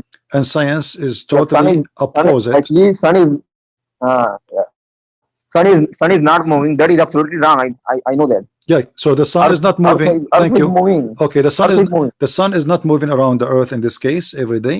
So Yeah, yeah, yeah, yeah. Muhammad here is giving false teaching, claiming that he is a Mm. prophet of God. So how you can believe in him as a prophet then? After learning this, there's no way he can be a prophet. He must be a false prophet. What do you think?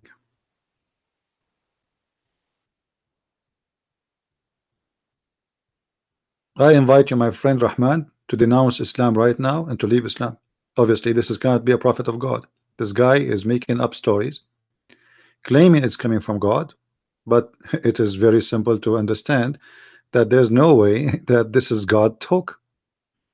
This is a guy if fooling those who they are around him, people who they are ignorant at that time, they don't know, and people believe in what Muhammad said for centuries and centuries. But now, you know, a child, he will tell you, Mr. Rahman, he is down.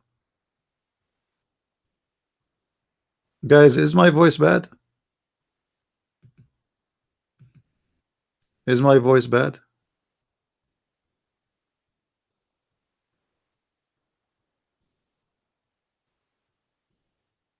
Do I have a good voice?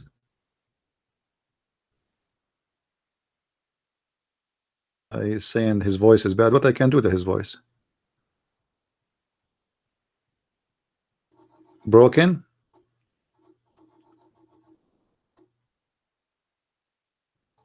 Ah, okay.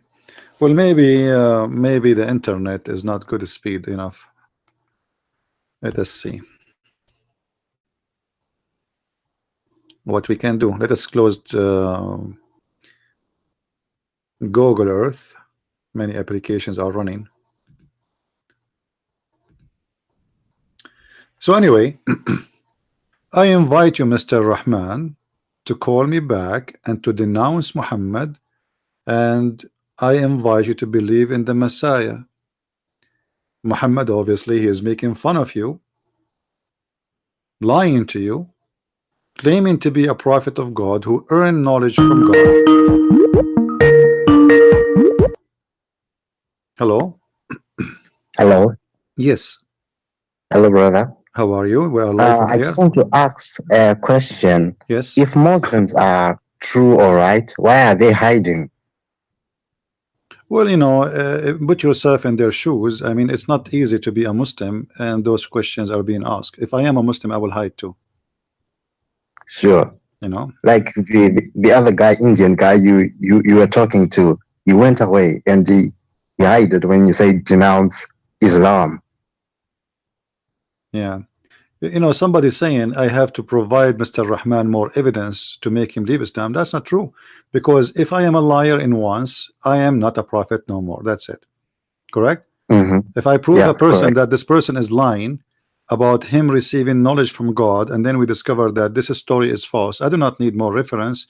However, we have English, you know, who care? I mean, I'm just showing him an example. Actually, he called me, we were talking about as an example of Muslims sharing knowledge of God with knowledge of man.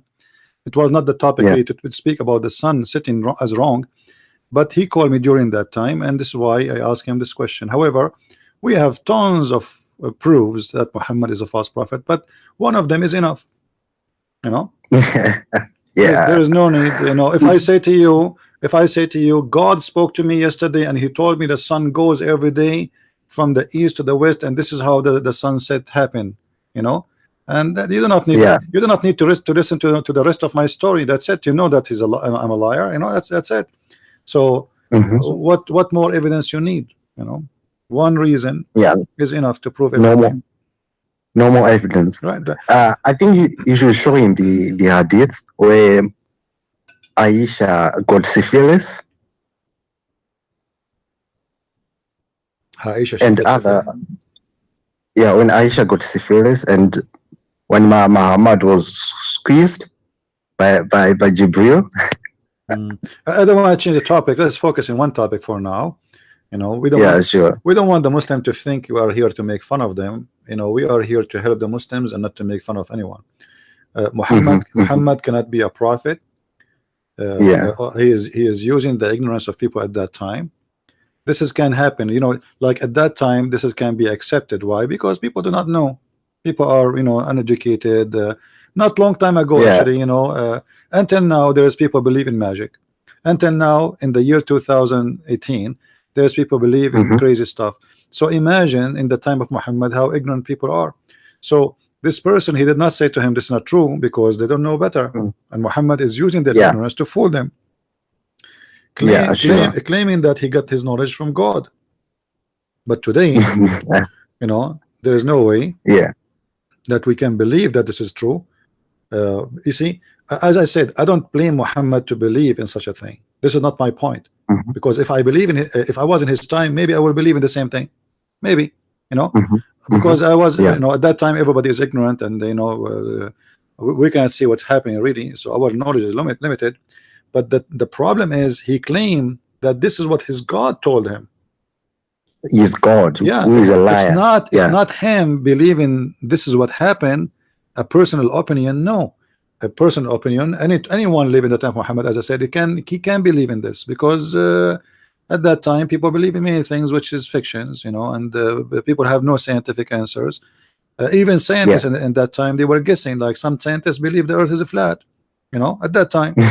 So and Muhammad he adopted that. Actually, the Quran have many verses speaking about the earth is flat. And the funny, the Muslim, they say it is the Bible teach that the earth is flat. Why? Because the Bible says the four corners of the earth. But my friend, until now, we use this figure of speech, which saying the four corners of the earth. You can go and buy many stories from the stores written this year or the year before, and you will see they are using still the four corners of the earth, or even the news. But doesn't mean there's corners, and doesn't mean the Bible says that the earth is flat and there's corners. It's flat. It's about direction. Yes. The Bible says clearly that the earth is like a globe. It's like a bowl, you know. And the Bible says that the earth is hanged on nothing. Before, you know, 3,000-4,000 before the scientists discovered that the earth is flying in the space, the Bible mentioned that it's hanged on nothing. This is exactly the words in the Bible. So if a prophet, he mentioned that, and he said his God told him that, then this is a guy, he is telling the truth, his God, because there's no way a human being, he will know that the earth is hanged on nothing, you know. That is true. For thousands of years, people, they believe in the fictions. Like, as an example, there is a whale, his name is Noon, and this Noon is carried by a bull, and this is regions was very well known and famous. And this is exactly what Muhammad he believed in. The Quran even speak about it, Noon. You know, Noon wal Quran wa ma yasturun. We go to the interpretation, we find that Noon is a whale who carried the earth in its back. Now, how in the world somebody he claimed that God is talking to him and God is teaching him, and yet he speak of a Noon, and this Noon and this Noon is whale carrying the earth in its back. You know. Yeah, but the other thing is that Jews during that time, they did not accept Muhammad as a prophet. That's the best thing, because they knew he was lying. Well, it's not only the Jews, even the Arab did not accept him. You know, the Arab they told Muhammad many times, all the things you say to us, it's a fairy tale stories of the people before us. You know, it's a fabulous story. So if we search for the word asatir in the Quran, we will find that this word, which means legends or fairy tale, it's mentioned many times in the Quran. And the one who said that to him, not the Jews, it was the Arab, you know. And they keep saying to him, and they keep saying to him, وَإِنْ هَذَا إِلَّا أَسَاطِيرُ الْأَوَّلِينَ. This is nothing but the fabulous of fairy tale stories of people before us. Chapter 6 verse 25, chapter 8 verse number 31, chapter 16 verse number 24, chapter 23 verse number 83. So imagine how many times. Chapter 25 verse number 5, it's all over the Quran. 27, 68, you know, chapter 46, 17. As you see, it's all over the Quran. They keep saying to Muhammad, this is the fairy tale stories of the fabulous, we don't believe in them. So even the Arab at that time, they did not believe in in the Quran and the statement of the Quran. And the funny, the Muslim, they say the Arab at that time, they could not make Quran like this. How they will make Quran like this if they are just saying to him, as you see, this is stupid. You know, like it's very funny, the logic of the Muslims. Okay, how come the Arab did not make Quran like this? How they will make Quran like this if they are saying to him, this is stupid, man? Especially the story of flying on a donkey to heaven. It's a fairy tale. It's nothing. Everything. You see, the Arab here speaking in general about all the Quran, that it's a stupid book. It's just nothing but the fact. This is the Muslim translation. You see, so how they will make a Quran like it if they are saying to you what you say is stupid? It's a fairy tale stories of people before us. So imagine I come to you and say, oh, I'm going to write something here, and I challenge you to make something like this, and you listen to me and say, this is stupid, man, get lost. This is stupid. And they are talking about what? They are talking about the stories he come with. And one of those stories is the sun going and sleeping under the throne, and the whale is coming the earth. You know, there's a whale, his name is Noon, and Allah, he created a tablet and he wrote all his information there. I mean, why God need a tablet? Is that Samsung Galaxy 8 or 10? I don't know how many tablets did Moses carry. No. You see, I have no problem with Moses carrying a tablet. He's a human being at the end of the day, and he wrote things. We write things because our memory is short. We lose numbers, we lose memory. But God, he wrote his books in a tablet, and he put the tablet between the eyes of an angel. His name is Israfil. And why he need a tablet? I mean, hey Allah, do you know my number? I forgot. Look it in the tablet. So all the stories is coming from legends, fairy tale stories exist before Islam. Everything in Islam is coming from somewhere. All right. Thank you, brother. Yeah, we'll talk later. All right. Thank you. Yeah, we have a Muslim on a call, so thank you. Yeah. All right, Uthman or Osama, or whatever your name, call. Go ahead. As you see, it's the fabulous of old, of the ancient fairy tale stories. This cannot be from God. The Arabs said that to Muhammad in his time. They laugh at his Quran in his time. They did not find the Quran a miracle, as the Muslim tried to fool us and say, oh, the Quran was amazing for the Arab at that time. Muhammad, he had to go in war to convince them in his Quran.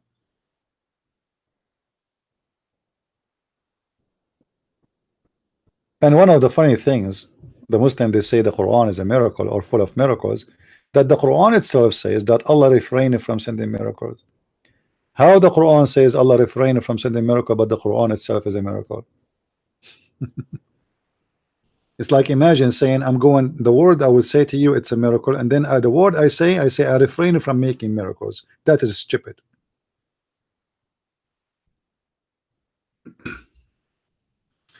وما منعنا أن نرسل بالآيات إلا أن كذب بها الأولون. Translation, chapter 17, verse number 59.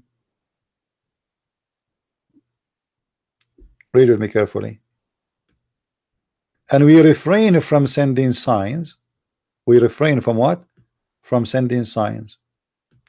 Okay, how the Quran is a miracle and Allah announced already that he refrained. I mean, who is the crazy here? Imagine I say to you, I refrain from taking selfie, and then I say to you, I will prove it to you in the coming selfie. All right, Osman, how are you? Hello. Yes, I hear you. Go ahead. Yes. What do you have? Do you have an answer? Can you ask me a question again? Do you have an answer why Muhammad was wrong? Actually, that question I was skip that. So ask me a different question if you have a doubt. Then. All right. As you see in front of us in the Quran, It says that Allah he refrained from sending miracles. This is a chapter 17 verse number 59. Why Allah refrained from sending miracles? Why Allah? Why Allah he refrained from sending a miracle, which means he will not do miracles no more. Why? Hello, I'm not getting properly your voice. I'm not getting properly. Say again. I'm saying why Allah he says he will not do no more miracles. Why? He not do more miracle. No, he will not do any miracle. Not that's it. He's in a strike. He is in a strike mood. He will not do miracles. Why?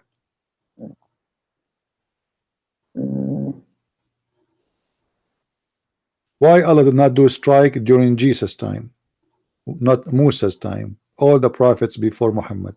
Why only when Muhammad come Allah will not do miracles?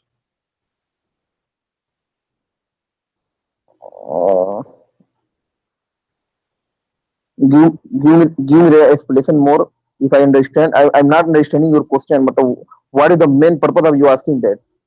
Well, the purpose is we don't know. I mean, I can say right now I'm a prophet of God, and I am my God is powerful, but my God now he don't want to make miracles. People they ask me why you don't have miracles if you are a prophet. I say to them because my God he don't want to do miracles no more. Why? Why? Why does God he only when it's come to Muhammad he don't want to do miracles? Why all the prophets before have miracles except Muhammad? Cause I'm thinking about that. Let me. I will try to give you your answers. All right. I'm sure you will have an answer because it's very easy to answer this. You are a Muslim. Muslims are very knowledgeable. They are very strong in faith too. Why? All Muslims are genius, and all of them they have. You want to know that your purpose is the why Allah chosen the Muhammad. No, why Muhammad? Why Muhammad only? Why? No, all our prophets came also. Rahman. Why Allah? Why the Quran says all prophets before Muhammad they have miracles from Allah, but when Muhammad arrived, Allah he took vacation. He don't want to do miracles no more. Why? Allah said about that. When Allah said about that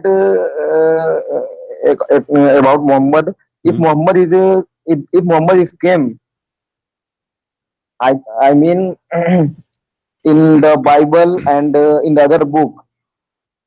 What Bible or other book? I don't understand. What are you talking about, my friend?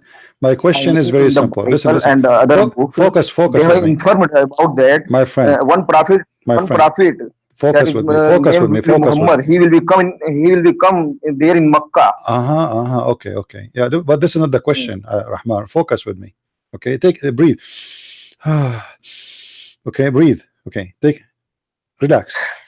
Why Allah, when Muhammad came and he is a prophet, why only Muhammad Allah don't want to support him with miracles? Why? Why Allah don't want to support?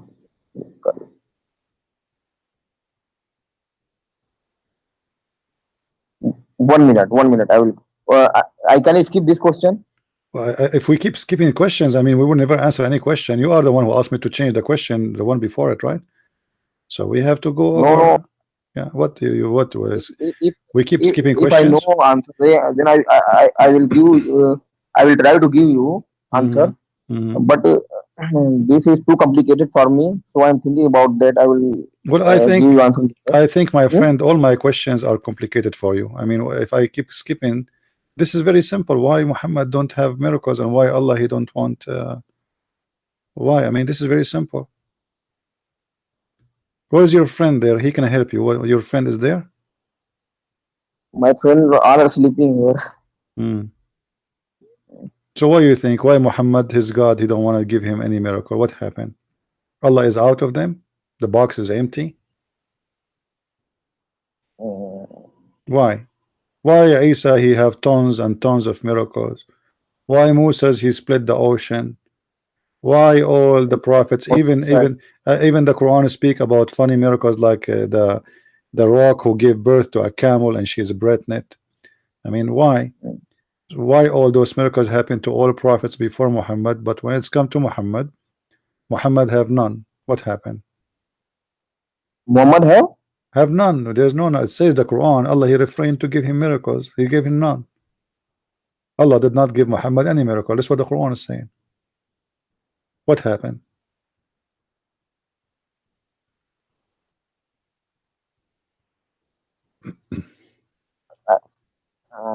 Okay, I will call you back after 1 minute. Wait. Okay, no problem. We will take a commercial break until Mr. Uthman he come to us back with the answer. So let us think about it this way. Muhammad is a prophet, but he have no proof. When they ask him to give a proof, he said Allah took a vacation. At least give us miracle, man. He said, what I can do? My God, he refrained from sending miracles. He is in a strike mode. And what you can do if God refused to give miracles? And now Muhammad do not know what to do. He have no miracles. He have no science. He have only a speech. Where is the miracles? What happened? Where is God? God in a vacation, he went to Hawaii? And look at the excuse here in the verse. It says only because. Wait 1 minute. Oh, you got the answer? Minute, Oh, Rahman, he got the answer. That's surprising, really. Yeah, 1 minute. I will. I'm listening.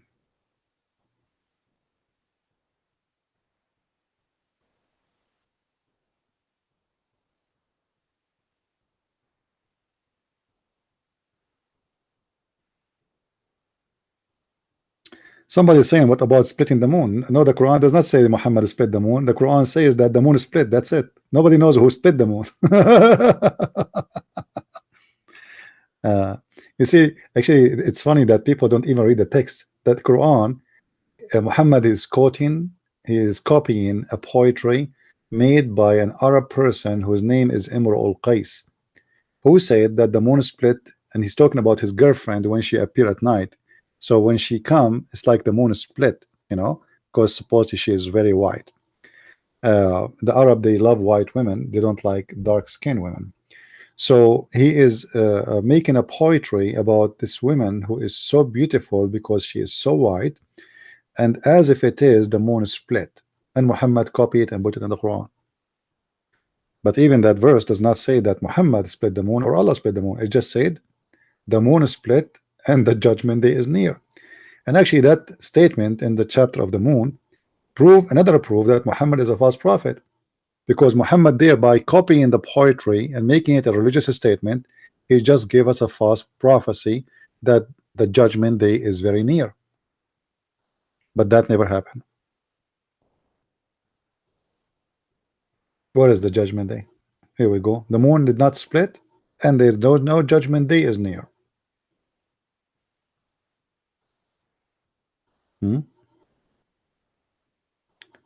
Any Abdul?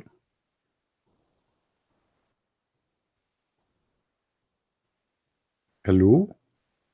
Are you there, Rahman?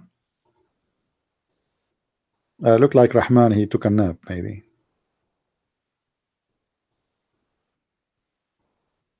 Rahman, are you there?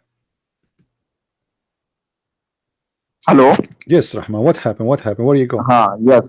Yeah. What happened? You are asking that. Yeah. So why Allah he refused to give miracles to Muhammad? Why has God stopped the sign of miracles? Yeah. Why Muhammad don't have miracle? Why? Tell us why. Why I'm giving you trying to give your answer. In the name of Allah, we praise Him, seek His help, and ask for His forgiveness. Whoever Allah guides, none can misguide, and whoever He allowed to fall astray, none can guide him.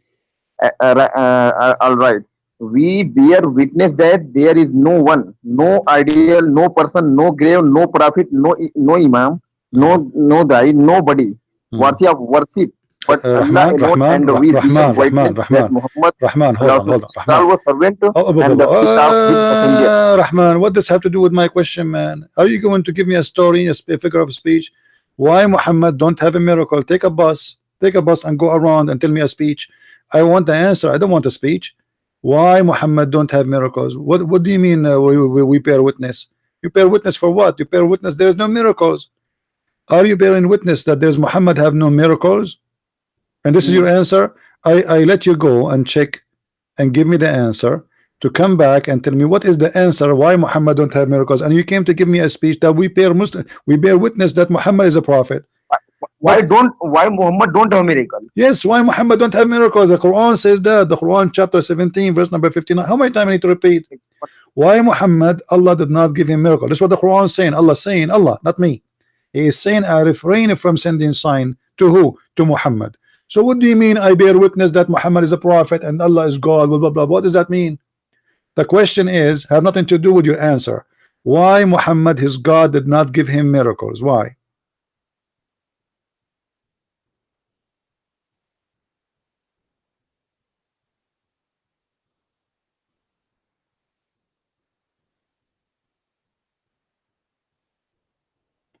The answer is very simple, because Muhammad is a false prophet.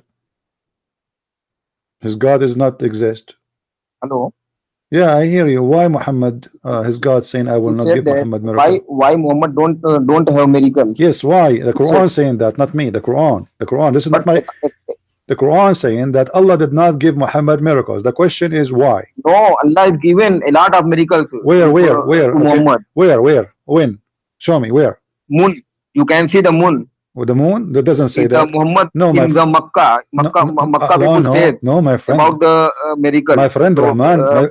Muhammad divided the moon my friend in two parts. Rahman. Even the Quran says it clearly that there is no miracle there. Or what the Quran is saying, that the moon is split and the judgment day is near. It did not say that Muhammad split it or Allah split it. So what are you talking about? And here we go. If that miracle is a true miracle, this is mean that this verse is a contradiction, because Allah listen. Okay, are you saying there's a contradiction in the Quran? Because the Quran is saying Allah refrained from sending miracles. So if this is a miracle was given to Muhammad, and then Allah he said I refrained from sending miracle, that's mean there's a contradiction. Now first I'm asking that you are saying that Muhammad why Muhammad don't have miracles? I will tell you. Muhammad has many miracles. Muhammad has. So why the Quran saying Muhammad? Okay, so why Muhammad are the number of supernatural occurrence which the claimed by the Islamic tradition. Okay, brother, listen. So why the Quran saying Muhammad have no miracles? If Muhammad have many miracles, why the Quran saying Allah he refrained to give Muhammad miracles? Where you got the expert thing? Where the Quran said Muhammad has no miracles? I am talking to you, Ar-Rahman, for the last 30 minutes about this, and now you are asking me where? No, chapter 17. Muhammad don't have any miracles. Chapter so 17. Abdul. I am telling you the miracle of the Muhammad. Rahman, you told me the miracle of Muhammad, but the Quran says Muhammad have no miracles. So how the Quran say that? The very big miracle of the Muhammad. Where, my friend? Okay, answer. Okay, hold on. Let us say, for the sake of argument, the moon was split, which is a lie. The Quran says Allah gave Muhammad no miracles. This is chapter 17, verse number 59. So who is lying here? Allah is lying or Muhammad is lying? Can you show me the line? I'm on YouTube. Chapter 17, verse number 59. No, show me on the YouTube. I'm there. I can watch that. What? I'm showing it on YouTube. Here we go. It says, وَمَا مَنَعَنَا أَن نُرْسِلَ بِالْآيَاتِ إِلَّا أَن كَذَّبَ بِهَا الْأَوَّلُونَ. And nothing made us refrain from sending miracles except that former generation accused it to be a lie. So Allah he will not send miracles. So why you are saying to me Allah he gave Muhammad miracles when the Quran confirmed that Allah refrained from giving miracles? So according to Quran, according to Quran, you said that. Quran, yes, Quran says that. Chapter 17, verse. Said that do you have Quran? In the Quran? Do you have Quran? Do you have Quran in your hand? Do you have Quran? I want you to go right now to Google, type Quran, Type Uh, Quran please 17:59. tell me the ayah number. My friend, how many times I need to repeat Quran 17, chapter 17, verse number 59? 17. Yeah, chapter Ayat 17, number. verse number 59. Ayat number 15.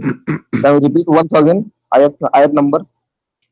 59, chapter 17, verse 59, chapter 7. Let me make it slow for you. No, Hold I on, hold on. want to listen that. No, hold on. You read the ayah. No, listen. Look like you are not getting the number. It's going to take you long. So let me make it more efficient for you. In the Quran, in chapter 17, the verse 59, 59, 59, 59, 59, 59, 59, 59, chapter 17, 59, 59, 59. In the Quran, chapter 17, 59, 59, 59. I hope you'd remember now the number and you got it right. Yes. Okay, thank you. Finally. So,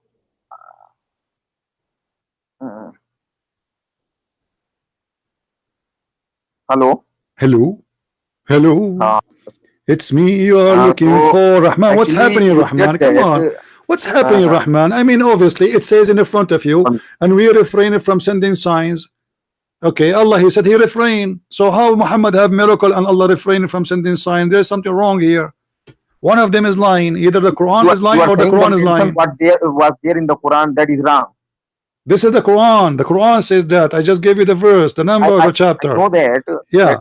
That is the Quran said that about. What's wrong with you, Ahmad? Yes, the Quran says that. The Quran says Allah refrain from sending miracle. That's it. You know what refrain mean? He will never send miracles. That's it. Why?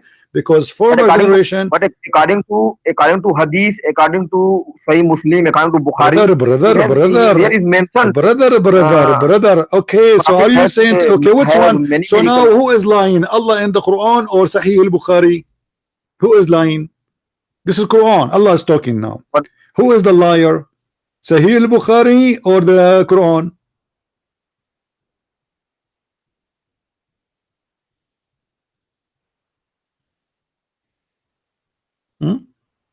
You are saying that according to historian Dennis Grail, the Quran does not overtly describe Muhammad performing miracles. Who is this? Who is this guy? Who is this guy, man?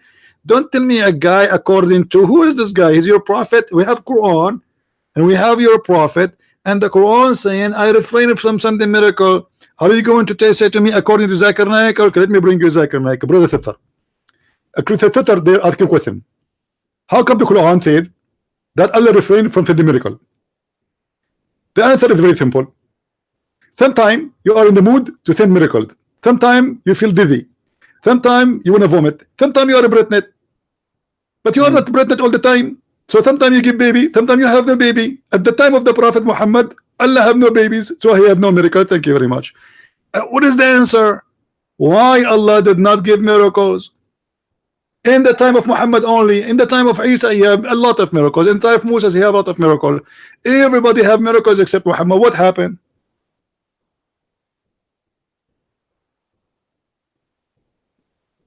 So I think hello. Yeah, hello. I think you are focusing on the one sentence only. Please it doesn't matter. It's one sentence. My friend. You are focusing one line of the Quran. Yes, we have to focus. No problem. Why not? We have to focus, my friend. Many things in different. My friend. We have to focus. This is the word of God. Supposedly, this is not a joke. So we have to focus. Allah said, when Allah He said, listen. You are studied and finally you got the problem. When Allah He said, I have no miracles, He is lying or joking?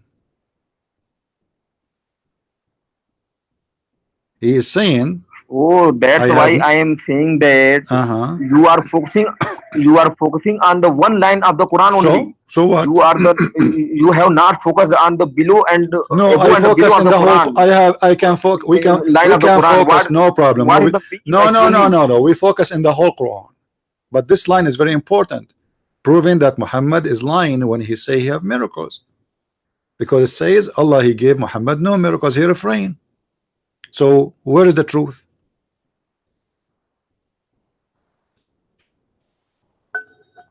Actually, You know, in Musa. the Okay, let me ask you a question. I will Let me ask you a I question. will tell you Let me later. listen. No, He is not later. Not later. Not he is later. writing, No, he is Rahman, writing Rahman, of the moon.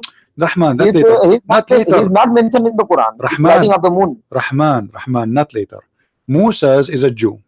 I mean, Jews. You know, the Jews are not good people, right? That's what the Quran teach. They are bad, disgusting, unbelievable. So how come Moses was able to split the sea? Why Allah did not make Muhammad even split the cheese? Moses split the seas and Muhammad can't split the cheese.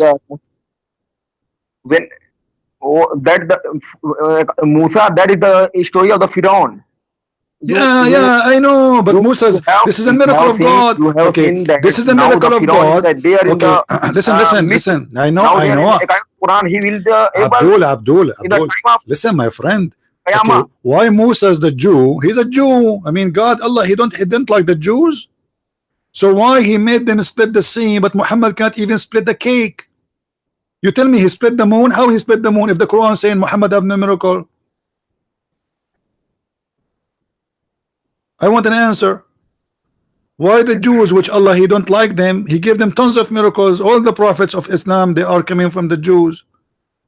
Tons of miracles.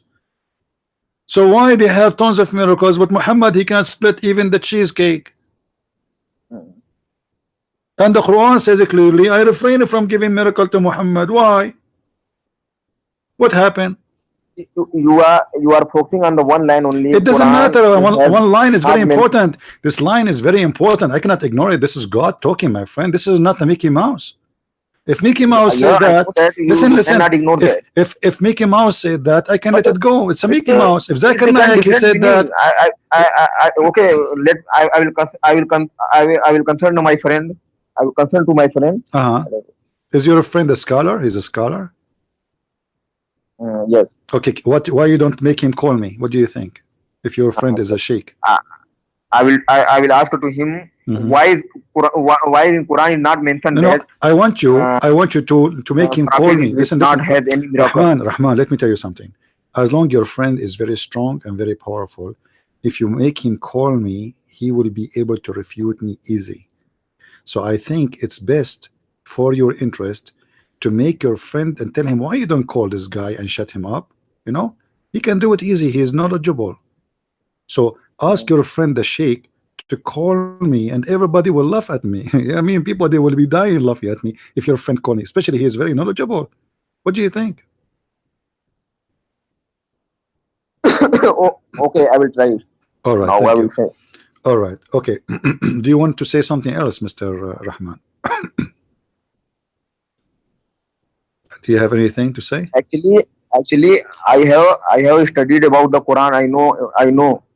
But I have not studied very deeply. I'm the student of the engineering student. Okay. I will ask you a simple question, Rahman. I will ask you a simple question. Quran daily, but okay, I will ask you.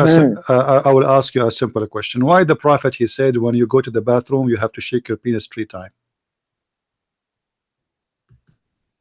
You have to shake your. Why you have to shake your penis 3 times when you go to the bathroom? If you 3 times. Yeah. Why you have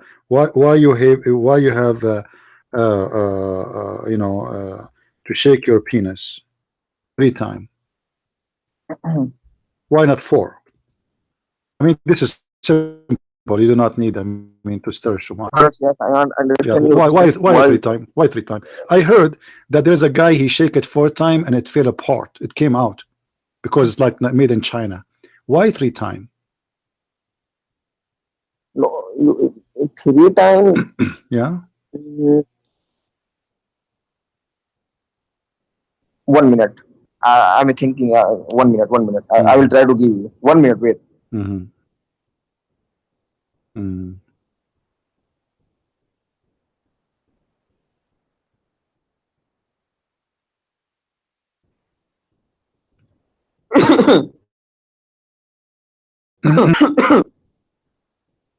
Just take a note, guys. It's dangerous to shake it more than 3 times. Just take a note. I mean, Hello. this is like a disclosure.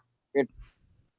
Don't do what we My say in this video, charging okay? is- I'm, Don't do. I'm going to put in charging. Yeah, what? You would do what? My charging is finished now. Oh, your charging is I'm finished. going to put Okay, my okay. phone in charging. No problem. Wait. Go charge, my friend. And when you find me the answer why your prophet said don't shake your penis 3 times, let me know, okay? No, wait, Sorry, it 1 says minute. I will give. it says shake it 3 times only, not you know why. We want to know why. This is Sahih al-Bukhari in front of us. The prophet said, whenever any one of you makes water, doesn't say that in Arabic actually. It says when you piss, he should not hold his penis or clean his private part with his right hand. All right. Now it doesn't really translate correctly, but let me give you the other hadith. What is the other one about shaking it? Hold on. You should not hold your penis with your right hand. Why? What do you think? What will happen if you hold it with the right hand?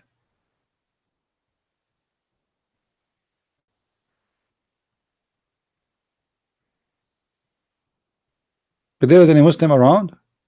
So now we have 2 stories. One about shaking the hands, shaking the penis 3 times, and the one you cannot hold your penis with the right hand. What would happen, you think, if you hold it with the right hand?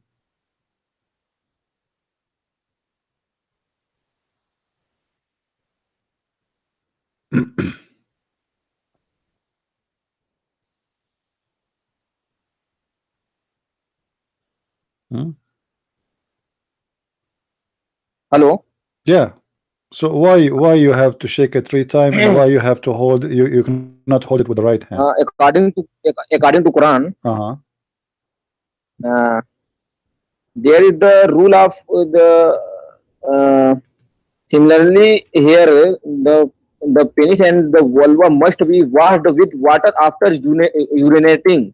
This washing is known as istinja. The Quran suggests that one should wash one hand as well, which is discussed in verse 5.6. Why? What? Why you have to do it 3 times? Why you have to do it 3 times? What about 4 times? Why 3 times? What will happen if we do it 4 times? Why 1 minute? Yeah.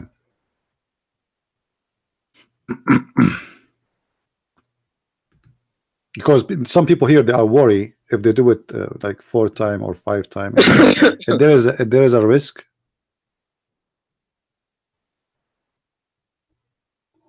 Cause hello. Yeah. Cause there, if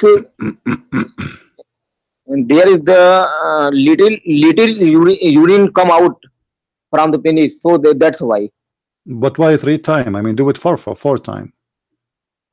Why 3 times? Why 3 times is perfect? What about 4?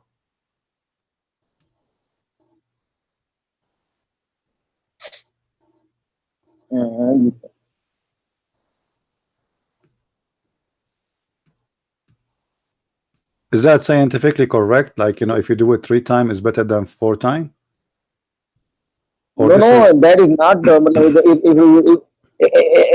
If you compare to wazu, if you compare to wazu, you understand wazu. Yeah, wudu. But no, this is about. Wudu, No, my friend, this is not about wudu. This is not about. This is not about. Prophet said. This is not about wudu. This is. Yes, it's not about. I'm giving an example. By the way, this hadith is weak. Do you know that?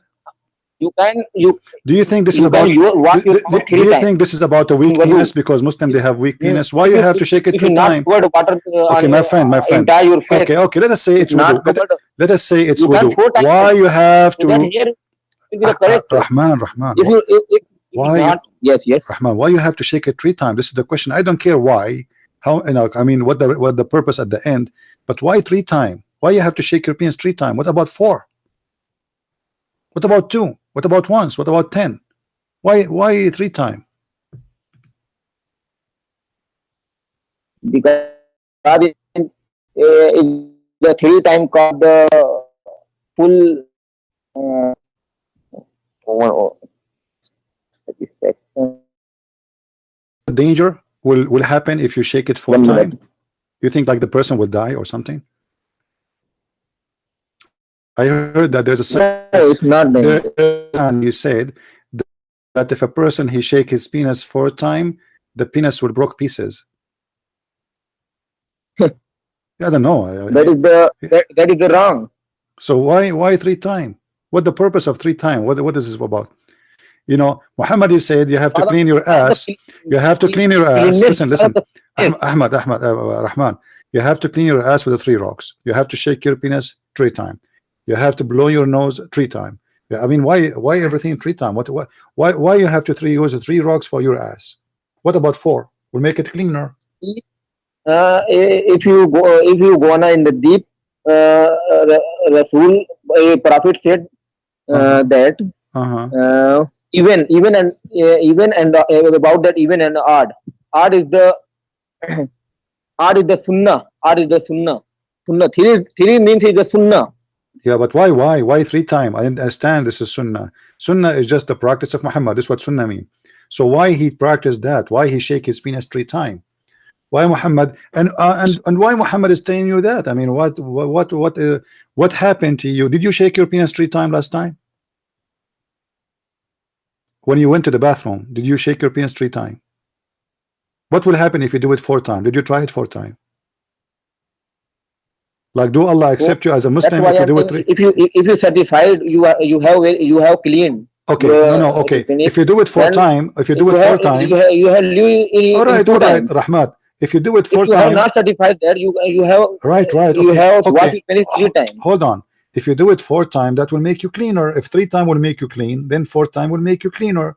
You do it 5th time, that will make it cleaner. I mean, whenever you satisfied, you can do it. So why not? You can leave it. No, why 3 times? Why not 5? Why not 6? Why not 7? Why 3 times? Why you have to clean your ass with 3 rocks?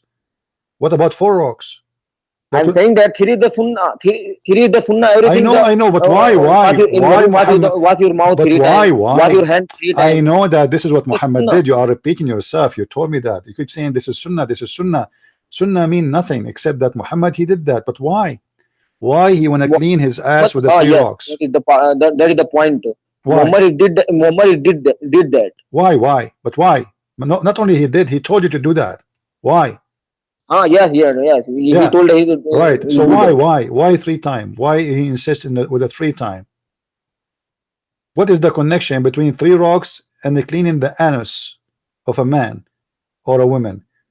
Why 3 times? What about 4? If you do it 4 or 5, there's no way your anus will be clean after you do poo-poo with 3 rocks. I mean, that would be disgusting.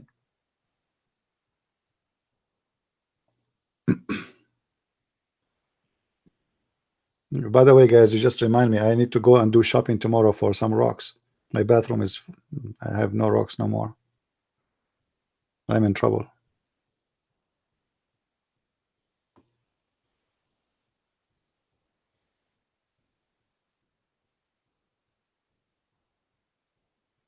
So you do not know, right? Okay, I will let you go, Muhammad. You call your friend, let him call us, and let us see, maybe he can have answers. And just be careful, my friend. Don't shake it 4 times. I mean, it's very dangerous. I heard that there's a guy, he shake his penis 4 times, he got cancer. Scientifically, this is proven. There's a scientist, his name from Japan. His name is Yama. I do lie and fabricate Yama. This is his name. I mean, it's a very known scientist. He said if you shake your penis 4 times, you get cancer. If you shake it 5 times, you get allergy. If you shake it 6 times, you get orgasm. So why 3 times? Do you have an answer or no?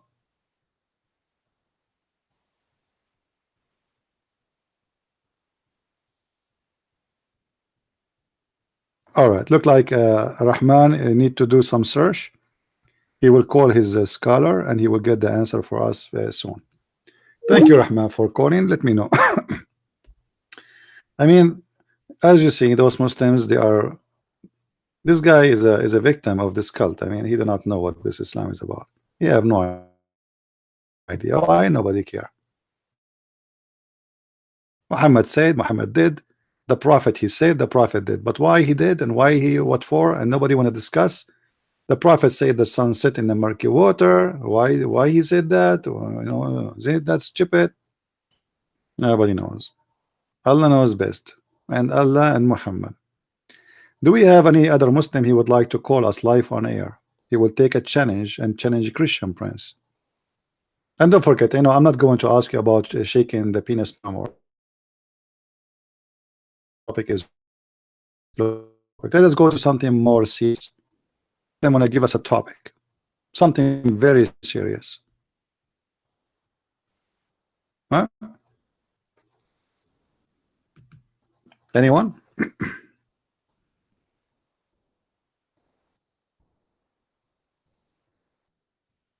I don't know. The Muslims,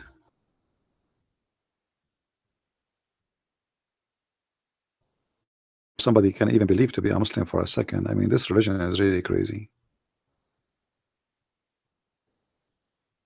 Crazy, madness, stupidity, everything, you name it. And yet they make, websites saying to us that the Quran is full of miracles. You're right.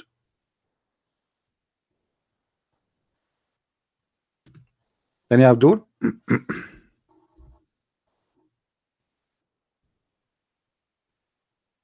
Who's a Muslim want to help Mr. Rahman?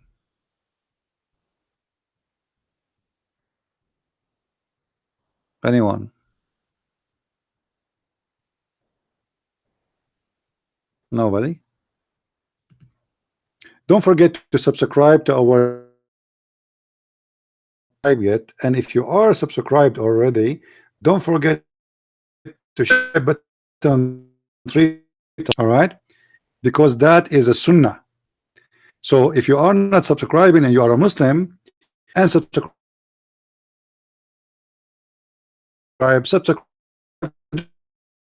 otherwise not halal. And just to remind you, you have to do it 3 times. Do you know that the Prophet, when he go inside the house, he say assalamu alaikum 3 times? I mean, are we talking to a bunch of deaf people? Oh, okay. Imagine you go and your friend, he come to your room and he say to you, shalom. You say to him, shalom. Then he say, shalom. You say, okay, shalom. Shalom. Like, what's wrong with you? Are we going to spend the day saying assalamu alaikum? Like, hello? 3 times. Is that correct, Muslims? Or I'm lying? The Prophet, he used to say assalamu alaikum 3 times. Why? Like, it's not even cost effective. 3 times.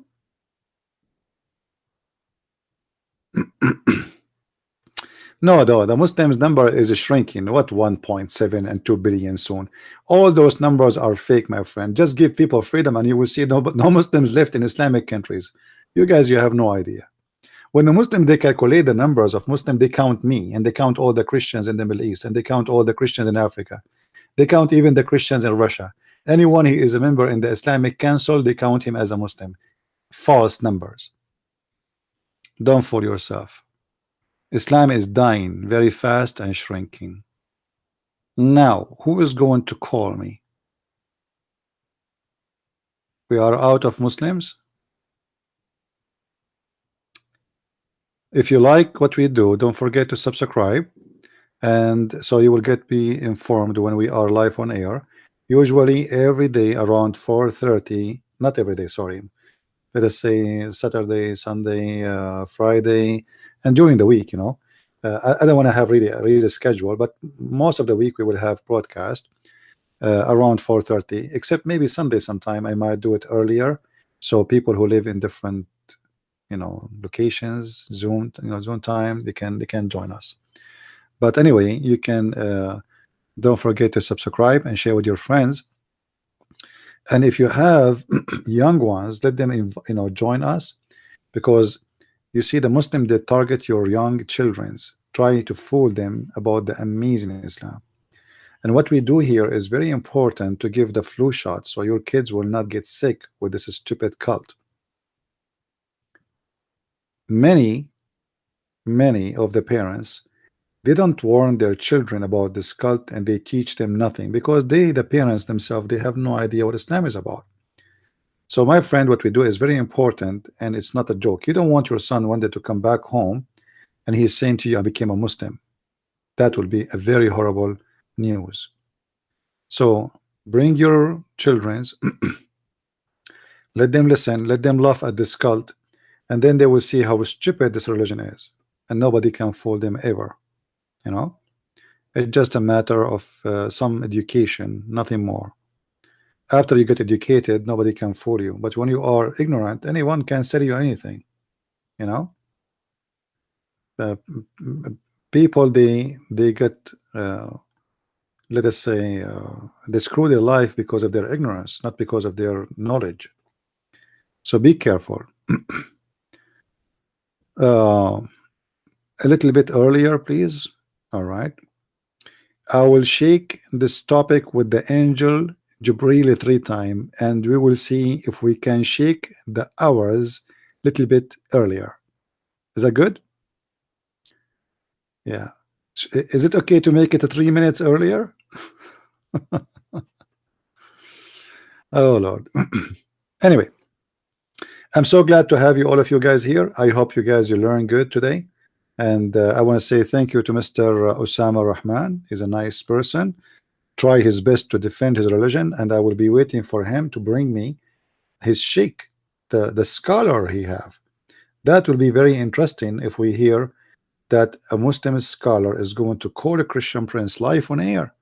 And imagine what will happen to Christian prince. I mean, he will hide his head 3 times. And in the best scenario, if the scholar of Osama or Osman, he called us Christian prince, he might hit his head in the wall 3 times during the debate with this guy. So I think it's going to be very good, you know, to have a Muslim scholar calling me, so all of us we can get the benefit of this conversation between the ones who knows and the ones who do not knows. And supposedly the one who do not knows is me. So I want to say thank you guys for being here. Our time is up. Until I see you soon, maybe tomorrow around 4:30. Stay with us, subscribe, and you will be notified as soon as we go live on air. Christ is Lord, Islam is false. I mean to that. And see you soon again. Bye-bye.